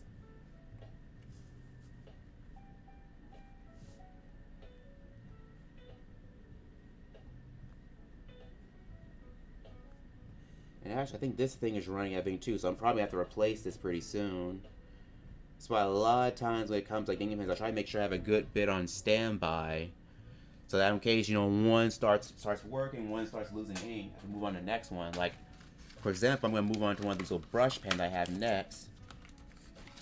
Use that to actually kind of like color in one of the more dark areas, like the mouth here. So I'm actually gonna go over and just kind of color the inside the mouth.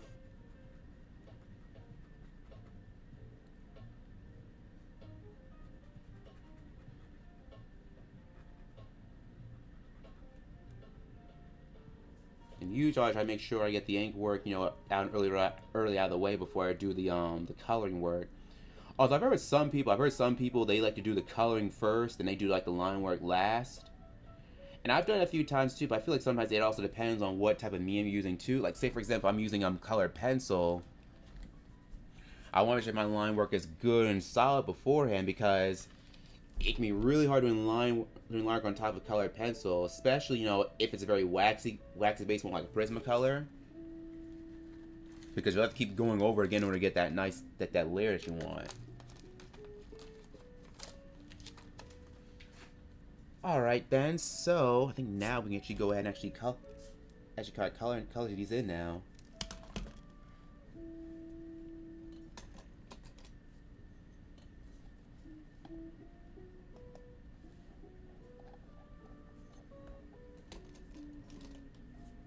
See, I'll start off in red here. Color Itchy's hat, because that's the kind of key part of his wardrobe that he wears that hat.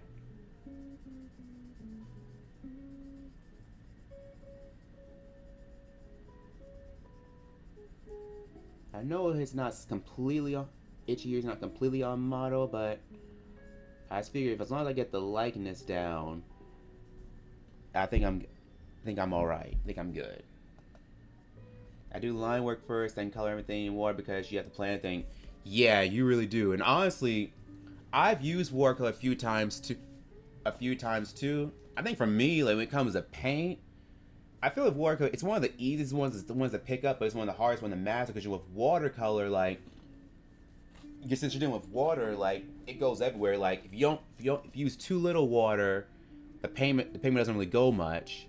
But if you too much water, it goes everywhere.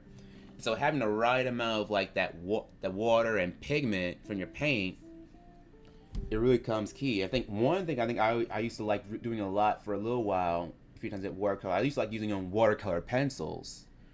I used to really, in fact, the way I still do, because I think watercolor pencils, I think those are really, I think they're good tools to have if you're learning how to do watercolor, especially if you want to do stuff that has more like detailed stuff.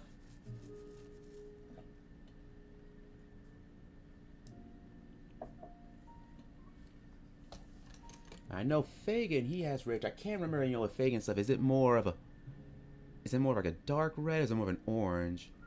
Okay, it's more like a reddish orange type of deal. So I think what I will do, because I don't have an orange on me right now, I do have a yellow, so I will do actually go over that red I made here with a little bit of yellow, with some yellow to kind of give it that orangey look.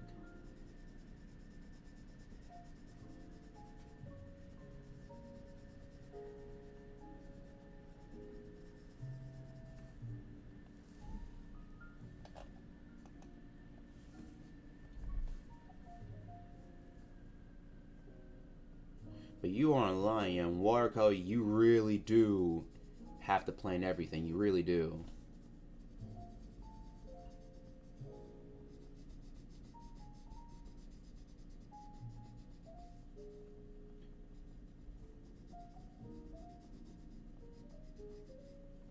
Yeah, because unless you're doing abstract, you have to plan everything out because once you get that paint down, like, if you want to try to change that, you gotta wait for that good layer to dry completely.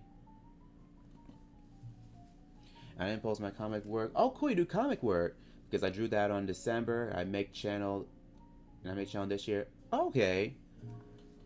Oh, wait. Okay, well, if you continue posting your stuff, I wouldn't mind seeing some of your comic work too. And see, comics, that's something I'm trying to get into doing more often. Because I've done more tend to do comics like on and off. But I tend to do more like single page like comic drawings rather than say like full on like comic strips. They're more like saying like kind of like that one I saw those two like big guys here. That's really more they're drawing so clean. Oh, thank you. I'd say one thing that really kind of influenced like how my drawing work is I studied a lot of different like art, like cartoons. I think one particular Al Hirschfield, he was the guy that was really good at doing really like clean line work, but also he was very minimalistic because for those who know Al Hirschfield, he worked for the New Yorker, and he used to do a lot of characters like very different like celebrities, musicians. and I like collie panels too. Well, it's okay. I've done that a few times myself, and but he was really good at actually really capturing likenesses of very simple lines, and so I'd always try to like really study his work. But I know another thing that I would do is that I got into learning how to do gesture drawing. And gesture drawing basically is really kind of like quick, rough sketches where I'm less concerned about the proportions of the piece and rather I'm more concerned about the movement of the piece. Like how does the pair of body flow together? Flow together? Is it going more of an S shape? Is it Is it going more of a straight line? And I think, and that's the thing though, is like part of it comes to drawing is that when you're starting things out, like while you do want to get the I wouldn't say fundamentals, but you want to get the main foundation down from the beginning. I say is when it comes to details, save the finer details towards the end, focus on the overall shape towards the beginning. That's why a lot of times in my shoot I like to say, like start with the basic shapes and then build upon those shapes from there. And from there, you can make your adjustment. Because I know a lot of times it can be so easy. Cause that's the issue I had for a long time with my own drawings that especially back when I was doing more portraits, that I would often get so caught up in drawing all the details early on. I wouldn't pay attention to like the whole like bigger picture. Like, no, I don't think there's nothing wrong, especially if you're using references. I'd say there's nothing wrong with doing that if you're learning. I don't think there's anything wrong with that at all. I think what you're doing is totally fine, and even from what I'm seeing from what you did so far, it seems to be paying off.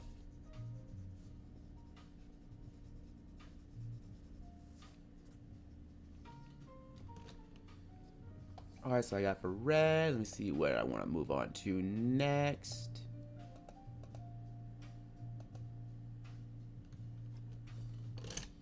Maybe go on to brown. Let me use this little chestnut color here.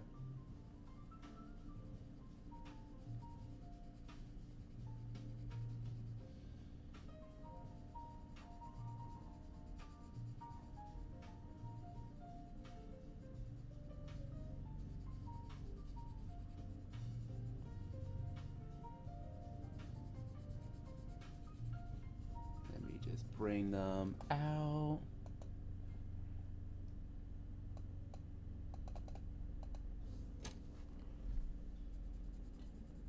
And you get his little legs out here.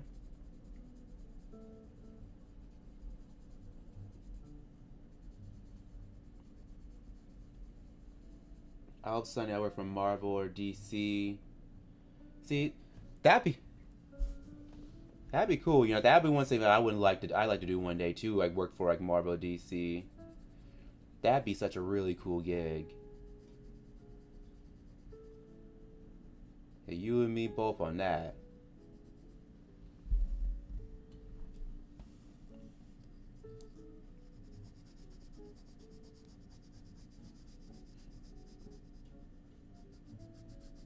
Yeah, because one thing I do like with like a lot of their comics, like every now and then I look at comics, I will look and see like how look and see. I tend to like looking at pick comics where they got like different artists like collaborating. I think it's always fun when you look at one section story, you see work done by one artist and read another page, and it's done by another artist. Because you have some artists that tend to be very hyper detailed. You have some that tend to draw characters very bulky. You have some that tend to favor more thicker line. You have some that tend to more thinner line work. You have some that go for a more exaggerated cartoony style. You have some that go for more of a hyper realistic style. Drawing, I've been drawing for almost all my life, but I'd say from when I realized I really like doing it, I'd say it's been for about 20 years really. Because I was about 10 when I realized it's something I really like to do, and I've pretty much been doing it ever since then. And that's the thing, like drawing is something I've always like doing. So even back in the day when I wasn't really that good, like I didn't mind much because it's something I love to do.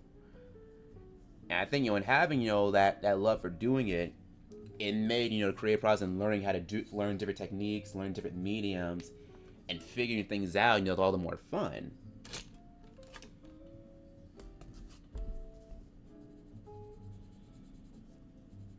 So let me get his little ears.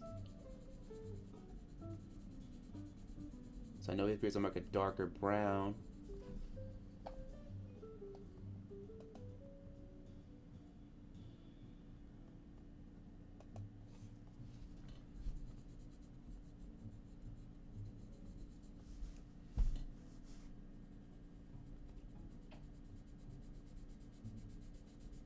I think later on once the stream's over, once I'm done with this drawing, I think I'll show you some of the other stuff that I've done in this particular book.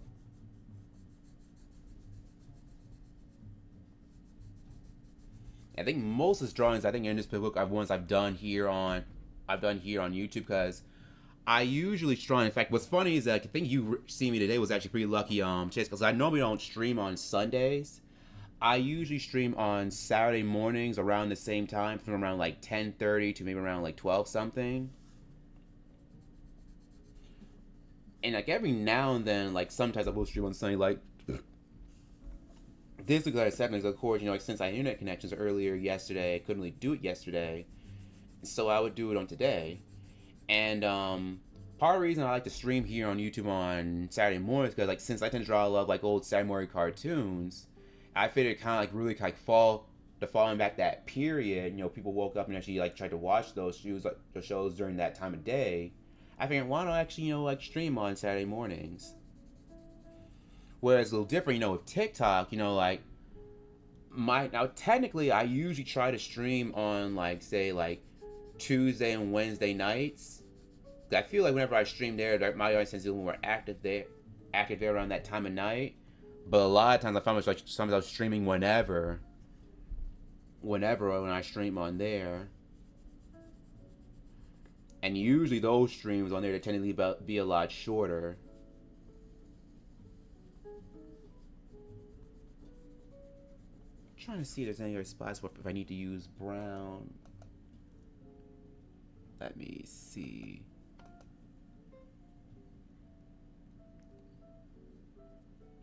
I think I'm good. Alright, cool. So any other color, his little muzzle here.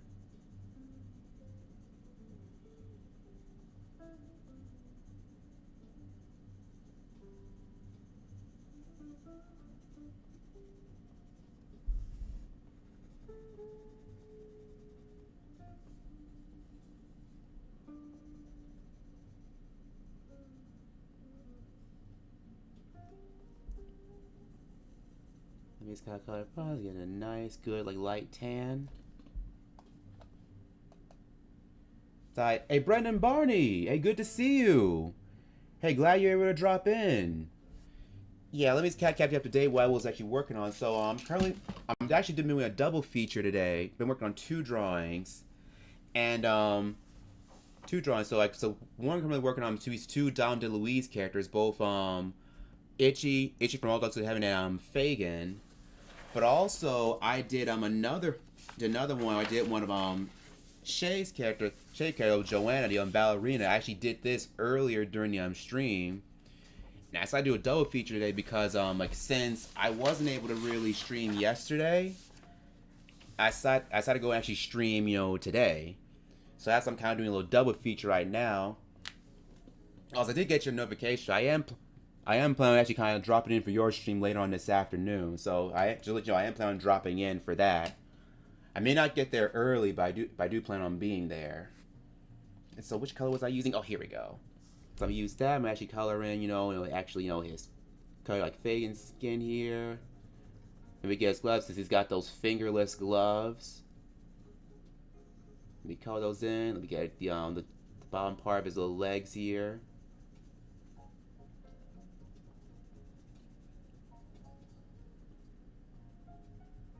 Legs here. And funny, this is kind of like a summer idea I thought about for the longest time, but I never got around to doing it because I've been meaning to actually like do something with more like Dom DeLuise type like characters. And I thought like, something like this would actually kind of fit, especially seeing as how like both of these characters were in two movies that were only a year apart. Because of course you had Oliver and Company came out in '88. all those go to heaven. That came out in '89, so it's only like 2 years apart. I drew a bunch of upcoming kids for news, so if you saw that, I did get a chance because I hadn't had a chance to really get back on Discord. As lately, I meant to check them out though. In fact, I actually check out a few of them right now. Ooh, I like that. Ooh, Francois French mongoose dudes. Ooh, I like that one. That kind of reminds me of that chef from the Little Mermaid. Get some friends. Bunch of some upcoming stories. Oh, cool. See, I see Kathy, Athena, Brad. I think I saw Brad before. Maybe you showed me Brad. Trixie. I see Red Refraction Eyes. Trixie. Jimmy. Wow.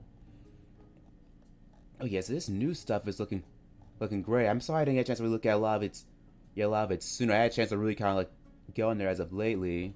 But yeah, this new stuff is actually looking great. Yeah, definitely subscribe to Brendan Barney. His stuff is really good too. He's got so many really good characters. Yeah, because he's a wizard that just designing different characters, designing like really great stories.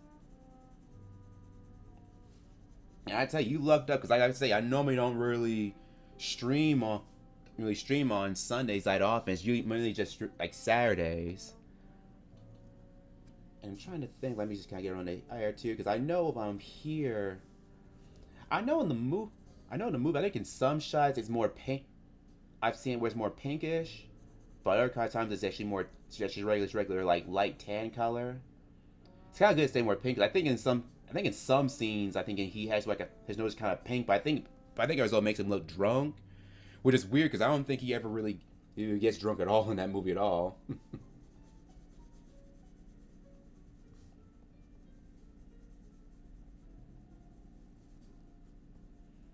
And in fact, let me kind of erase part of his flesh here because I know since he kind of has so he has like 5 o'clock shadow going on that's kind of grayed out.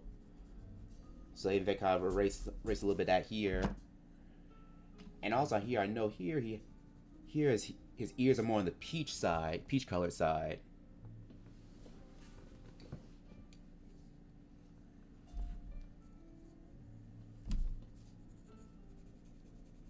It said, you have a bad habit. I just go on random art street and start talking with them.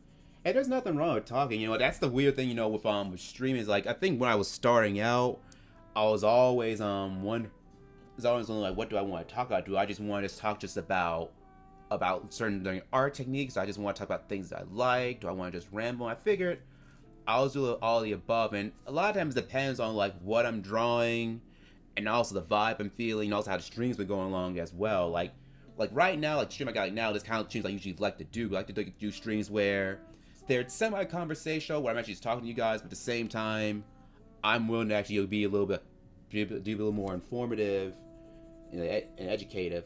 What am I saying? Educative. More informative in how I actually do stuff. Tears on Paper was the last ingredient. Oh, nice. That was the last segment. Cool, let me see more stuff. Yeah, this new stuff is actually looking really good. The Hammerhead. Yeah, I definitely plan on dropping in. Cause I think the last stream for last week was actually pretty good too. Especially because I think that the last week, that's when we did. That was more the basketball theme. What now? Brought many channels. I have many friends on the internet. Yeah, but it's cool. Yeah, but it's always really cool to actually like meet like other artists that happen to be here. Cause it's funny because like a good number of the artist friends I have here on YouTube are folks that I actually found out either through DeviantArt, mainly on BlueSky. Honestly, I honestly consider BlueSky being kind of my go-to place where I've came across the right for Tickle Monster. I think you remember mentioning that. I'll have to check that out again. Let me use a little bit of peach here for his complexion. I'm using here because I don't want I know this is more like a tan complexion. I don't want to compete, with his peach fuzz here. So I figured let me kind of at least give him like a peachier complexion here. And then of course, let me use some. Do I have gray on me? Let me see. Do I? No, I do not. I do have black and I do have white, so I do because I can makeshift a gray. So I'm just gonna go very light very lightly here with some black pen here. So I'll go over that, and I'll probably use some white here to kind of like keep it fairly bright.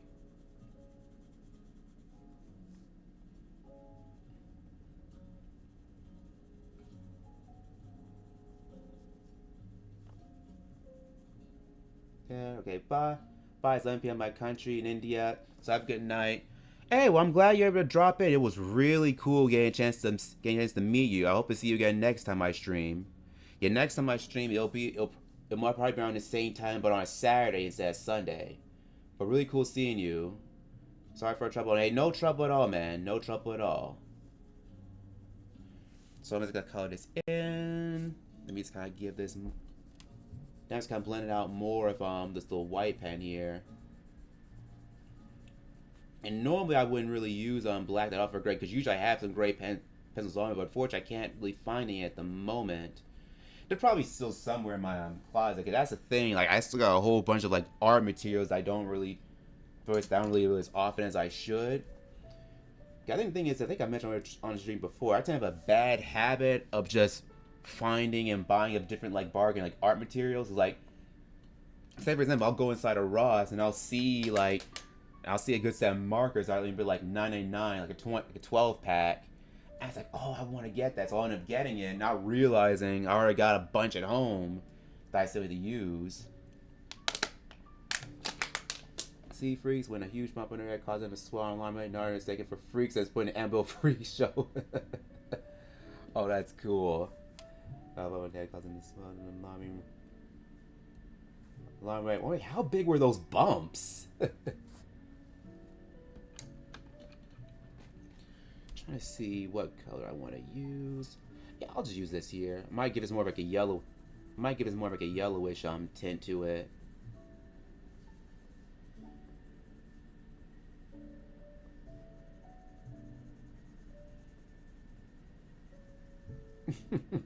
That's cool. I actually love how slapsticky your stuff is. I love that. Let me see.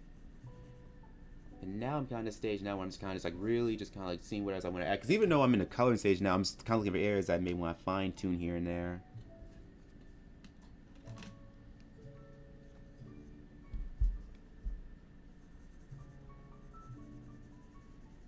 And yeah, this is probably the first time in a while since I did kind of like a double feature type of deal.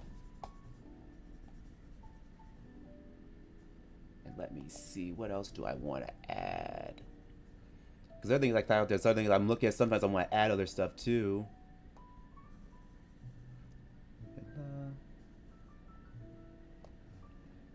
So, and as for the snake side of things, Snake is snake in the grass, Red's having trouble with his heckling cousin, but they soon have to work together when Francis returns and attempts to cook him. Oh no! I gotta see how that one turns out. Round two. Yeah. And I still need to look at some of the rest of your stuff, because I see a lot of the new stuff. All the new stuff that you had posted. I think I played some of the audio stuff. That's actually kind of cool, like how you do all those different voices though. I know you kind of mentioned something I'm influenced, but I think it's always cool you can just kind of go back and forth like that. Just kind of listen to them. Oh, okay, I see. I'm seeing more of the script now too. Oh, nice. We also had in the footprint hall. Oh, nice. Yeah, I'm really liking how this is turning out.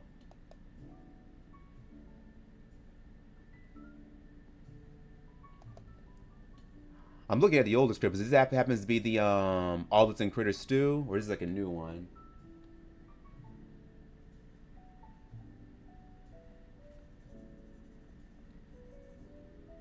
Yeah, so I'm just kind of going back and forth between the Discord and actually kind of drawing this. So that's why I'm probably not too chatty at the moment. Yeah, but it's that strong talent for it. Yeah, most definitely, and most definitely.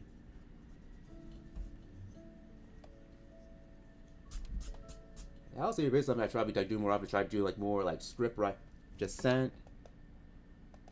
Yeah, so okay, so that is the same one. Okay, I just wanted to make sure, because I didn't know one which I wasn't looking at an older one by mistake. And most say, yeah. Oh, cool. Shop and run. Yeah, I'm liking this. Yeah, I'll check out the rest in the end. Reynolds' cousin is that snake in the second spare, double check growth picture. Let me see. Let me see. You know, Reynolds' cousin is that snake is snake, that double snake jump. Okay, I think I see it now. Cool. Really cool.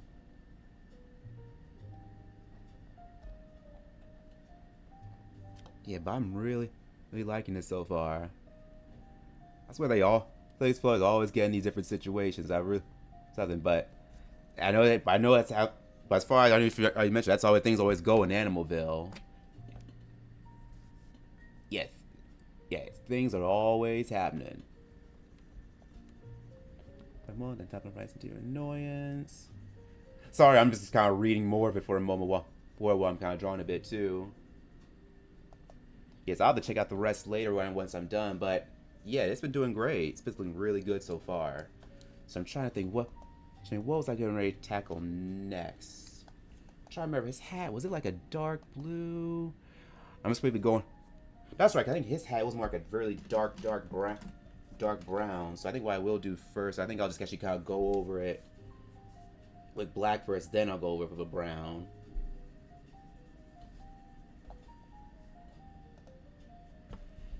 He first appeared in Snake Who Came to Dinner, featuring the first year friend. I do. Okay, I think I do remember seeing it because I do remember reading the street for Snake Who Came to Dinner. I do remember that. Oh, I forgot Francois was in it though. Forgot. I'll have to read that one again.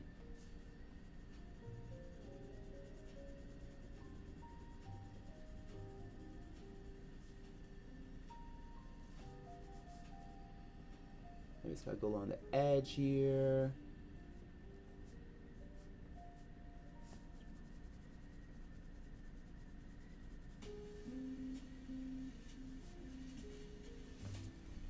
I know you probably mentioned before, but when you actually do your scripts, how do you normally have approach doing them? Do you normally just kind of start with an idea, and then it's kind of like start drawing for characters like around that, or do you just kind of focus on how you just kind of like just writing out the whole plot line, and then just planning out the dialogue from there? Because I knew with some writers, like a lot of times, like sometimes have different approaches when they can actually plan out, like different scenes, especially when it comes to comedy scenes too. I know sometimes you either just kind of plan out again where you have an idea, then plan out the dialogue, or there's kind of a way to kind of make it up as they go along.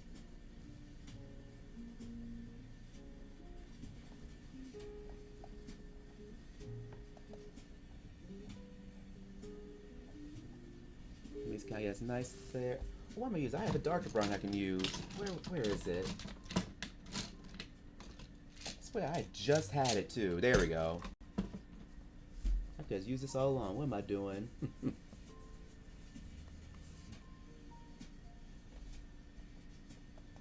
Oh, you write the first part. You usually start with an idea and then write QC just out of random to make a script right. Okay.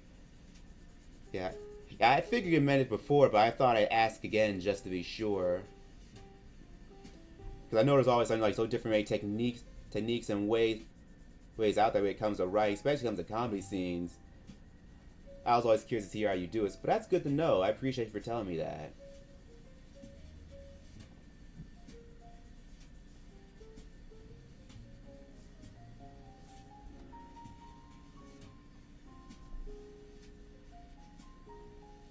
Yeah, would you say you probably have any like certain influence when it comes to like comedy writing?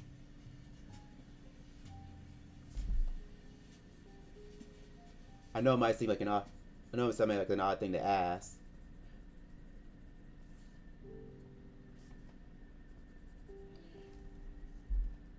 Because one thing I noticed, but sometimes when it comes to card, especially as I get older, like not only I appreciate image, I do appreciate like the writers that kind of go in and actually kind of really do a good job kind of bringing it to life. Because I know few things I can top in my head. Like Alex Hirsch, he's a great writer. Even from the '90s, Bill Kopp. I know he did a lot more stuff. With Eek the Cat. I think he did other stuff for cartoon in the '90s too. I'm trying to think, what's another kind of well-known writer? And of course, there's all the Simpsons writers. Like Bill Oakley on the others. And oh yeah, I don't think I had a chance to mention it. So Speaking of rides, I did get a chance to meet one of them earlier at the Chattanooga Comic Con, like last year. It was Brent Forrester, and he did a lot of stuff for The Simpsons during between season 6 through 8, and so that was pretty cool. I swear, when it comes to writing, yeah, I do start with scripts, but I have to apply stuff. If I see or hear some cartoon that's good enough, I jot it down. Yeah, see, I think that's... Yeah, in a way, I'm kind of the same way when, I was kind of skimming a lot whenever I used to do, fanfics for, Animaniacs. Like, a lot of times I would rewatch a lot of those episodes. And then, after I kind of really did that, I kind of got a feel of what their comedy style, how their writing style is. And I would try to implement that in my own writing whenever I did the fanfics. A lot of times, way back when I was reading fanfics, I feel like the best ones that I read, they weren't always the ones where they just flat just kind of copied the original sketch beat for beat. Basically they kind of built upon what was in the original story and actually kind of did into that same type of flavoring in a way. Because I think those end up being a lot of fun.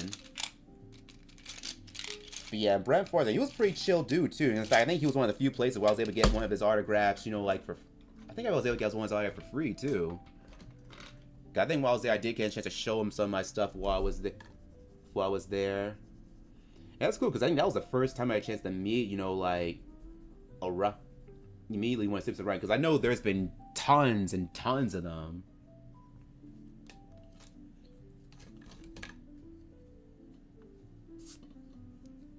Yes, because I wouldn't like to meet Bill Oakley. Bill Kopp is one I think was one I really would like to meet too, because I think Bill Kopp, he did Eat the Cat. He did a couple of other ones too. In fact, let me see if I can bring his name up real quick, because a few others I can't think of at the moment. I'm trying to bring it up. Because he had Eat the Cat. He had Tasmania. He was a writer on that show. The Baby Huey show, he wrote on that one. The What a Cartoon show, I think he did a couple of shorts for that show. Oh, I forgot he was on the Tracy Ullman show, so he must have did stuff even for the old Simpson stuff. Tasmania, Toon Slivania, Mad Jack the Pirate. He was on House of Mouse. Oh, he was on what? Oh, I'm looking up his resume. Oh, he did some much I didn't know he was a part of. 101 Nights, Wabbit, Mighty Magic Shorts, Amphibia, House of Mouse. Oh, so he was in a lot more stuff than I thought. I tend to use Mighty Empire as a monkey as a little source of... Oh yeah. I hadn't thought about that show in years. It says an art style, and I've been an American Dad, and more in terms of humor. Oh yeah, especially love all those shows, especially Timon and Pumbaa. Yeah, I think when it came to those Disney afternoon shows, I think especially one of the later ones, that one was definitely one of my favorite. I think for my influence, I tend to use Maniacs, and of course old school Looney Tunes. Because they have, especially old Looney Tunes, because they always had that mixture, both slack-based comedy and good, witty dialogue. Because it's always very character-based. And even then, recently now, it's since I've gotten watching Simpsons more, especially the old school Simpsons, that's been taking input. That's been kind of sleeping influence as well. I think what's another good writer, Paul Rugg. Paul Rugg. In fact, I almost got a chance to meet him when I went. I think when we had the MomoCon here in Atlanta about a year or two ago, I got a chance to meet the original creator of MMX, Tom Ruger. But Paul Rugg, he was supposed to be there too, but I think something came. I think he got sick or something, so he wasn't able to come. But I would have really like to get a chance to actually meet him too, because he ended up writing a lot of episodes for that show. Yeah, I mean, you can't go wrong with Looney Tunes. Yeah, they're always a good short of inspiration. Whether it be the ones with with Buzz, whether it be ones with Daffy or any kinds will do. And honestly, funny for me when it comes the ones with Daffy, I tend to really prefer the ones where Daffy's actually really kind of actually really is, really is crazy, especially the ones he does with Porky. Because it's funny because you always funny to see how it is when they pair up certain characters with others, whereas with Bugs and Daffy, they kind of a rivalry going on, whereas with Porky and Daffy, they're more friendly. Whereas like Daffy's like the wild card, and Porky's like kind of more the straight man of the two.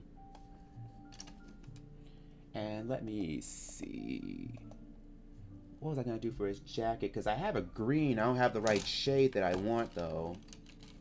So I might do a little bit of color mixing to improvise. So let me see. I think I will do his brown first, then go over it with the green. When I was at C2, Doug Walker told me Tom Ruger was in the building. Oh really? Oh wow! So you even got a chance to meet on Doug Walker too.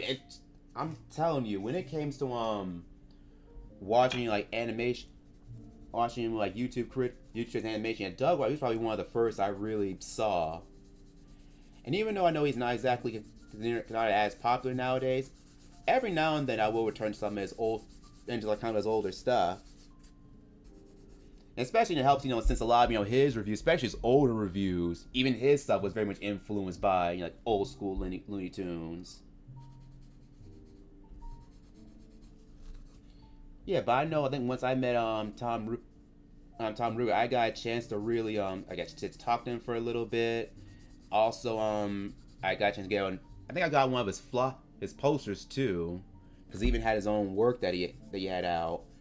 I'm trying to remember what did I have him autograph, because I had him autograph one of my drawings. In fact, let me see if I can find it real quick. Hang on.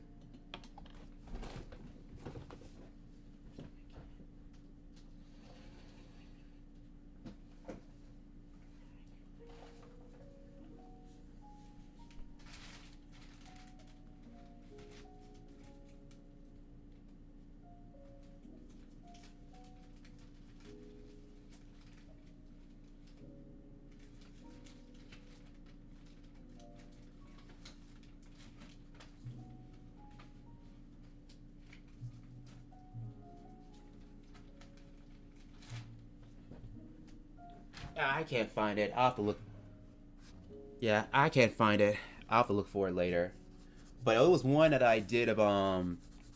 It was called Dawn of the Warners. But basically, like the Warners, they're all zombies.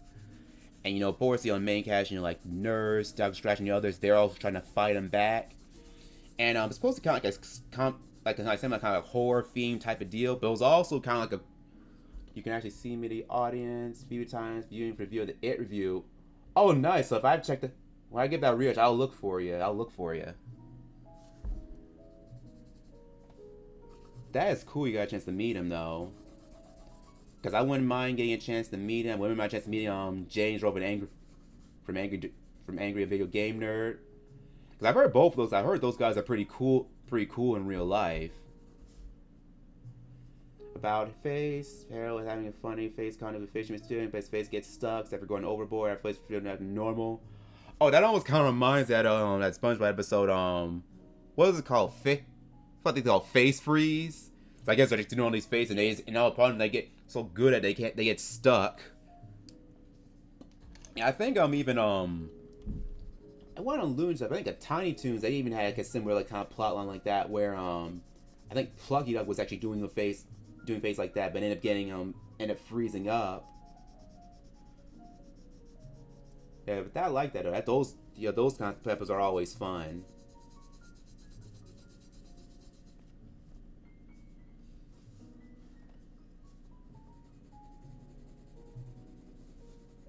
Yep, that's the one. Yeah, they're always fun. And trying to, honestly, when it comes to cons, like I've really gotten to doing them before. Like one thing I do want to do in the year, JJ play. I think I do remember JJ doing that too. Honestly, there's just some plot lines that are just made for the comedy world, but also for animation too.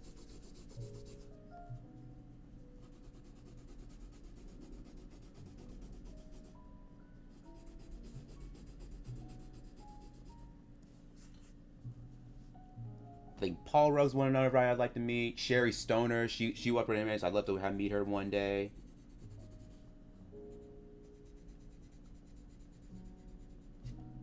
Love Your Funny Face, it was called.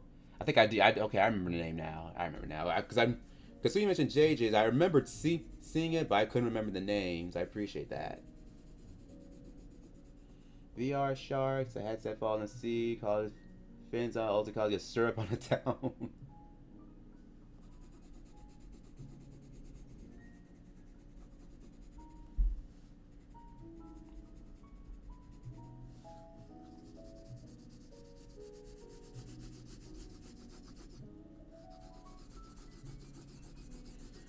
Honestly, between just kind of like watching all stuff, but also kind of seeing your stuff and other people's too, it just makes me want to try again doing like writing a lot more. Because I know back when I was doing fanfic, doing fanfics, that was kind of a period where I wasn't really doing as much drawing. Like I was drawing, but I wasn't doing as much, doing as prolifically as I was doing it now. One because I was at the time it was during a period where I was kind of times where I would kind of go on and off to having when I like semi would go through like an on and off art block. But that's kind of part of the reason I ended up kind of getting into drawing in the first place, because I was during a period where I was drawing, but I wasn't completely set by I was turning out. So I thought I'd try to give writing a shot, and see what I do from there. One I did VR experience. One she said it was very wild. Well, I wonder what kind was it though? Because VR it can get pretty wild.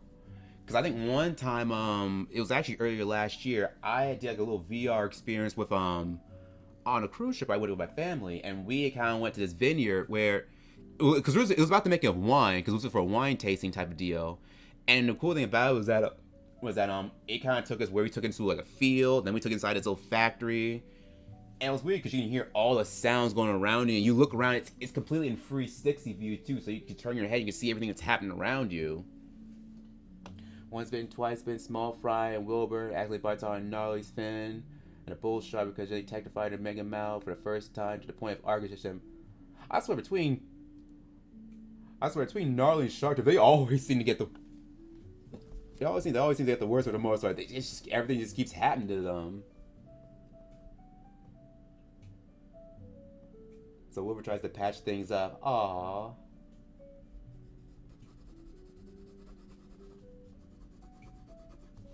I like that. So let me see. Let me just kind of go over to the green a bit more. Where's the other pen that I had?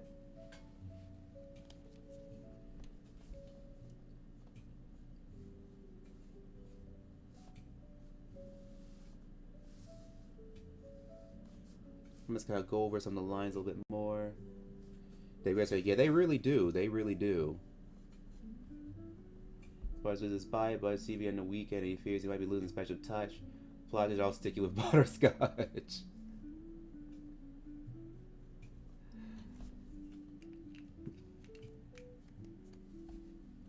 It's for, I'm trying to remember for his I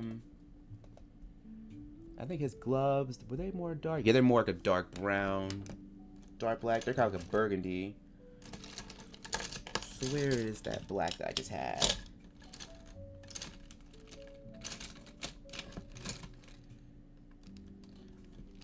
But I know as I kind of keep going more of these conventions, I definitely want to try to get around to kind of meeting more writers, but also meet some more different voice actors I met too. Because I know also getting back to MAX, I've also met I've met Rob Paulson.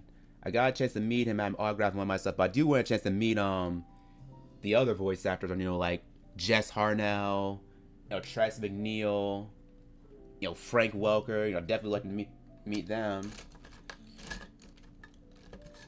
My thing is when it comes to animation, like I've always like, it's cool chance to meet Tom Kenny. Yeah, I'd say my top favorite voice actors I would love to meet. Tom Kenny's one. Billy West, he's another guy I want to meet. Jim Cummings, I had a chance to meet him. What's another guy I would like to chance to meet? I mentioned Jess Harnell. Tress McNeil. I'm trying to think, what's another good one? What is another good one I'd love to meet? John DiMaggio, I'd like chance to meet him. John DiMaggio. Gray Delisle. I think she goes by Gray Griffin now though. Gray Delisle, which has to meet her.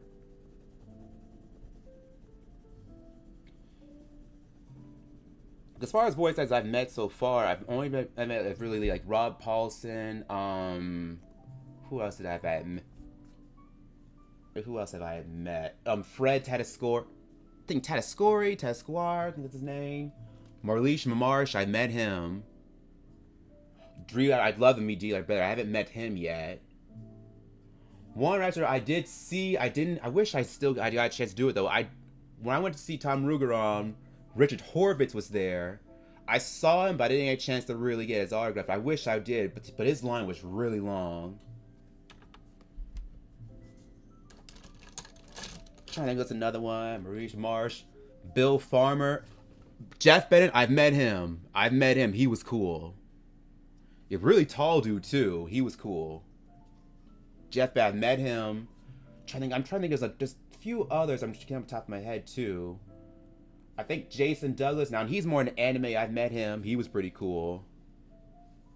And even though I didn't get a chance to meet him, I did see who was the original guy that did Michelangelo original TMNT. I'm trying to remember his name because he was right next to Rob Paulson's booth.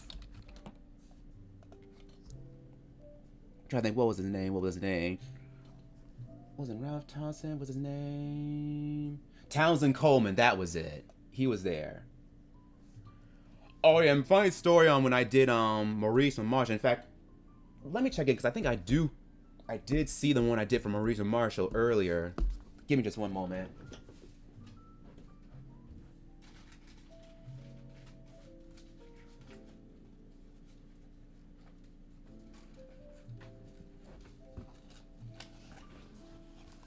If it's ice there for Ichi, thank you. And so what happened was I might have shown on a stream before, but what happened was when I went to show to meet Alicia Marsh, I had him autograph a picture I did, a Pinky and a Brain, and he actually did the voice. Hey, okay, here we go. Here it is. And of course, when I showed it him, he immediately kind of went into the voice. He says, "Hey Reggie, are you pawning on my pawning Brain?" And of course, I went and quoted on Pinky. I don't know, Jane, but Woodchuck, yeah, but Trick Queen doesn't care. Why does he do it? And he said, "That's the correct answer, Reggie." Yeah, he was great. He was really good. Also got another story buff. Oh, cool.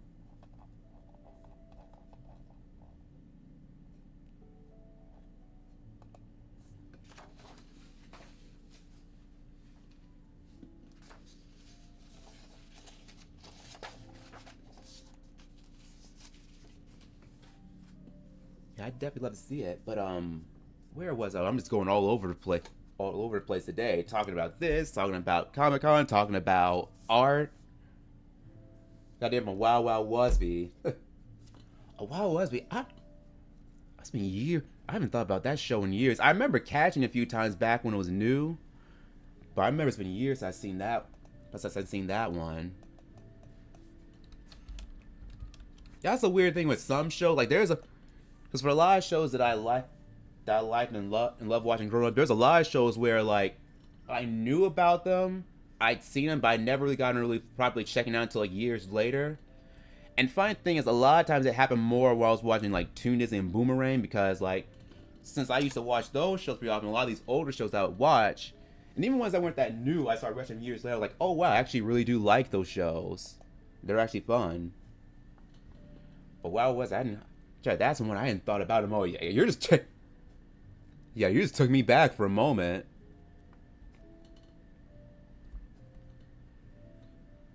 Yeah, 2006. Yeah, Nickelodeon, 2006, 2009. Oh, that's right, because it used to be on Nog and Nick Jr. channel. Oh, okay. I remember that now. I'm looking up. Oh, I'm looking it up. I didn't realize Fred Steelberg was on there. Well, that makes sense, because he was pretty much involved with almost every major show in the 90s. In fact, even though he's not really like a writer. Well, is he a writer? I'm trying to think. No, he's more like he's a television executive. That's what he is. I'd say when it comes to TV executive, he's probably, I think of all different executives, he's probably the only executive I probably wouldn't mind meeting one day. because you know like Fred Silver, he was the guy that did, he was behind Cartoon Network throughout most of the like the '90s. Like he was kind of because he founded Frederator Studios, Chef Aaron Network, Cartoon Hangover. But he also helped produce that show Oh Yeah Cartoons, Random Cartoons, but he also did what was that show for Cartoon? I'm thinking for Cartoon Network.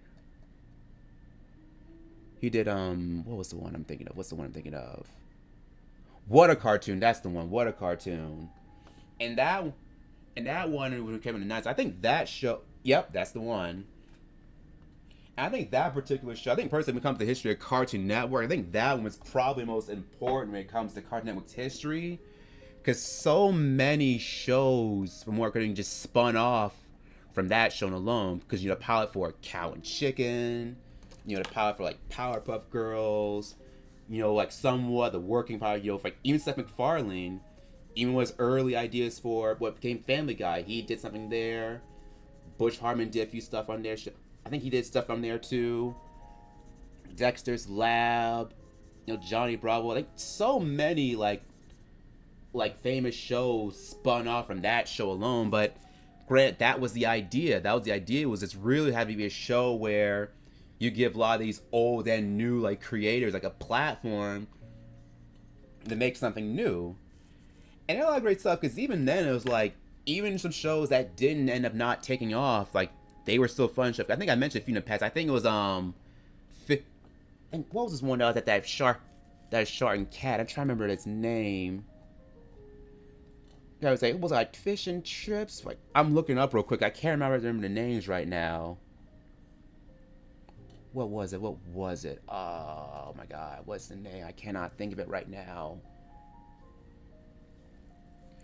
Yeah, fish and chip. That's the was. Cause it was a shark and I think it was a shark and it was a cat, and they had like two shorts. And even though it never became a series, I think that one should have. That was a good one. Yep, that's the one. I think of all those different pilots, I think that one definitely should become a full series. There's a couple of other ones on there too, but that one especially. There was another one, Larry and Steve. That's the one I'm thinking with Seth MacFarlane.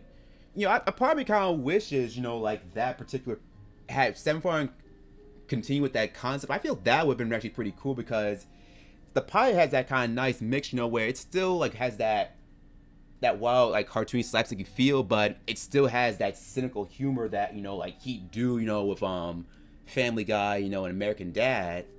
And so it's kind of neat seeing like how he adapted that to more of like a different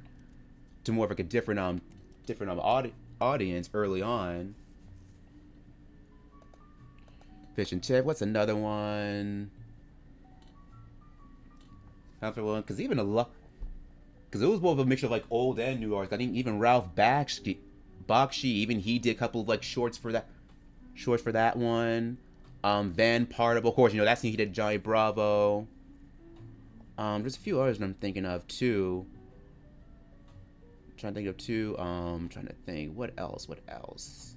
John R. Dilworth, he did Courage the Cowardly Dog. Of course he did something. In fact, it's funny. I didn't even realize until after rewatching, coming across a lot of like old like Cartoon Network guys. He did a good number of stuff for Cartoon because he was doing like commercials, like little like small like little shorts in between shows before he ended up doing Courage. Haven't thought of a top race yet, but here's a plot game for hooligans. The high talent spent on melting in Arctic Acres, catching attention on eavesdropping scoops when he tries to find a really good story for the paper. Oh, interesting. I like that little concept though. Maybe him trying to kind of stop the guys from happening. And hey, what's been going on with the world right? As far as global warming, climate change, it's almost topical too. I'd say Sandia, you should definitely go for it. Actually, let me check on something for a brief moment. I'll be right back. Give me just one moment.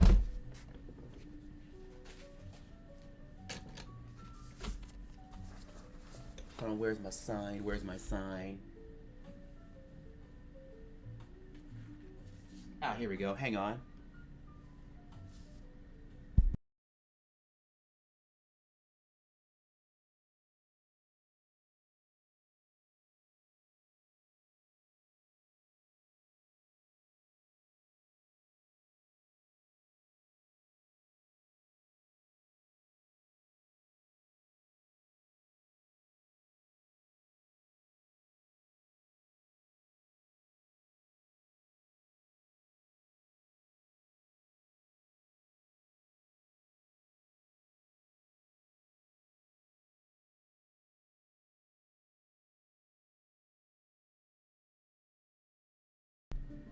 There we go, I'm back.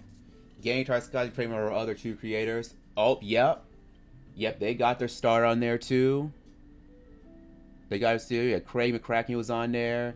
David Feist, from Rock Cow and Chicken. Rob Brenzetti, because you did, he ended up doing My Life as a Teenage Robot.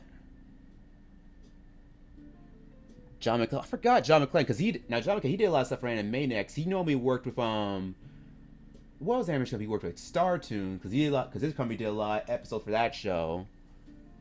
And he did that one Fat Cats. That one I think should have been a series too, because it was these two fat cats, but they were actually trying to run different businesses. That one I think should have became a series too, because one, they had really great voice work, because I think they had the really large one, Louie. He was voiced by one voice named Ken Hudson, and then of course the small one, the small one was voiced by Ken Hudson, but the big one was voiced by Hank Azaria, Simpsons guy. Yeah, they had so many really great artists that came through that show, and of course that was pretty much their big period. So I think when it came to the history of Cartoon Network, I think it's definitely one of the most important ones out there. Not just for Cartoon Network, but even just for Stardust, Little Dogs on the Prairie was another switch for title and art style. Little Dogs on the Prairie, I don't know if I've heard of that one. I'm gonna have to check that one. Check that one out. Because I know with Little Dogs on the Prairie, they did. I know with Star Toons, they did quite a number of different stuff throughout the 90s. Because of course they did stuff, from Dirty End of that Star Toons, show you Prairie Dogs, is kidding. And the Prairie, various other. Oh, okay, I'm gonna have to check this. I'm gonna check this out, because I always keep finding out on top of doing stuff like Animaniacs and Tiny Toons, they did other stuff too. Honestly, I hate that studio's no longer exists now, because I think they had such a really unique style in how they animated. Because they always had because they're really good stuff, but they also had very punchy kind of expressive pose-to-pose look too. And that's one thing I've when it comes to certain animation studios, you have some that are very distinct style and how they animate, but also how they do it. I love it. It's actually my second favorite Christmas series next to VeggieTales. Yeah, I haven't seen VeggieTales in years. I need to give that a rewatch one of these days.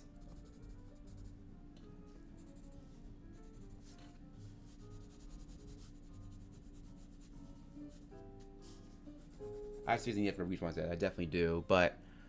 Okay, but I actually believe that is actually almost it. I think I'll actually call it down here. So we got our guys with both Itchy and Fagain here. And of course, he gets an actual hot dog, he ends up getting an actual scared dog, an itchy dog. So hey guys, I really appreciate y'all that really kind of dropped in for today's stream. Before I go, I will even show you some of the other stuff I've been working on. Yeah, I know this stream, it ended up. Yeah, for that Duck Boy, the Ducks are Do-Si Do, that creates a new dance for down and hold down, and a new dance that's what y'all. But that's the name of the new dance, the Duck Do-Si Do. Duck Boy dance. Yeah, once you get a writing for that, definitely kind of show me what it is. But let me show you some of the other stuff that actually I've done in the meantime. So I almost considered doing this yesterday, but I did for another thing, because I know. Here's another drawing finish where I did one with Simpson characters, so I kind of did some more than when they were kind of rocking out. So that's when I kind of did, on one of my TikTok things earlier. So that's kind of a newer one that I did.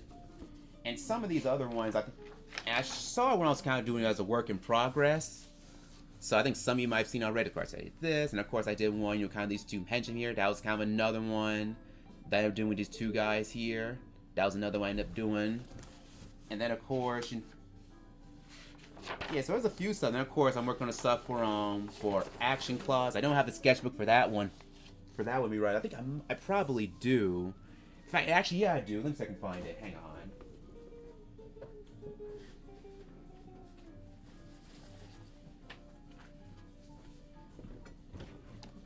Yeah, the Action Claws stuff. I'm finally almost done with that. My goal is to get the whole thing, wrap the whole thing up before, the whole week.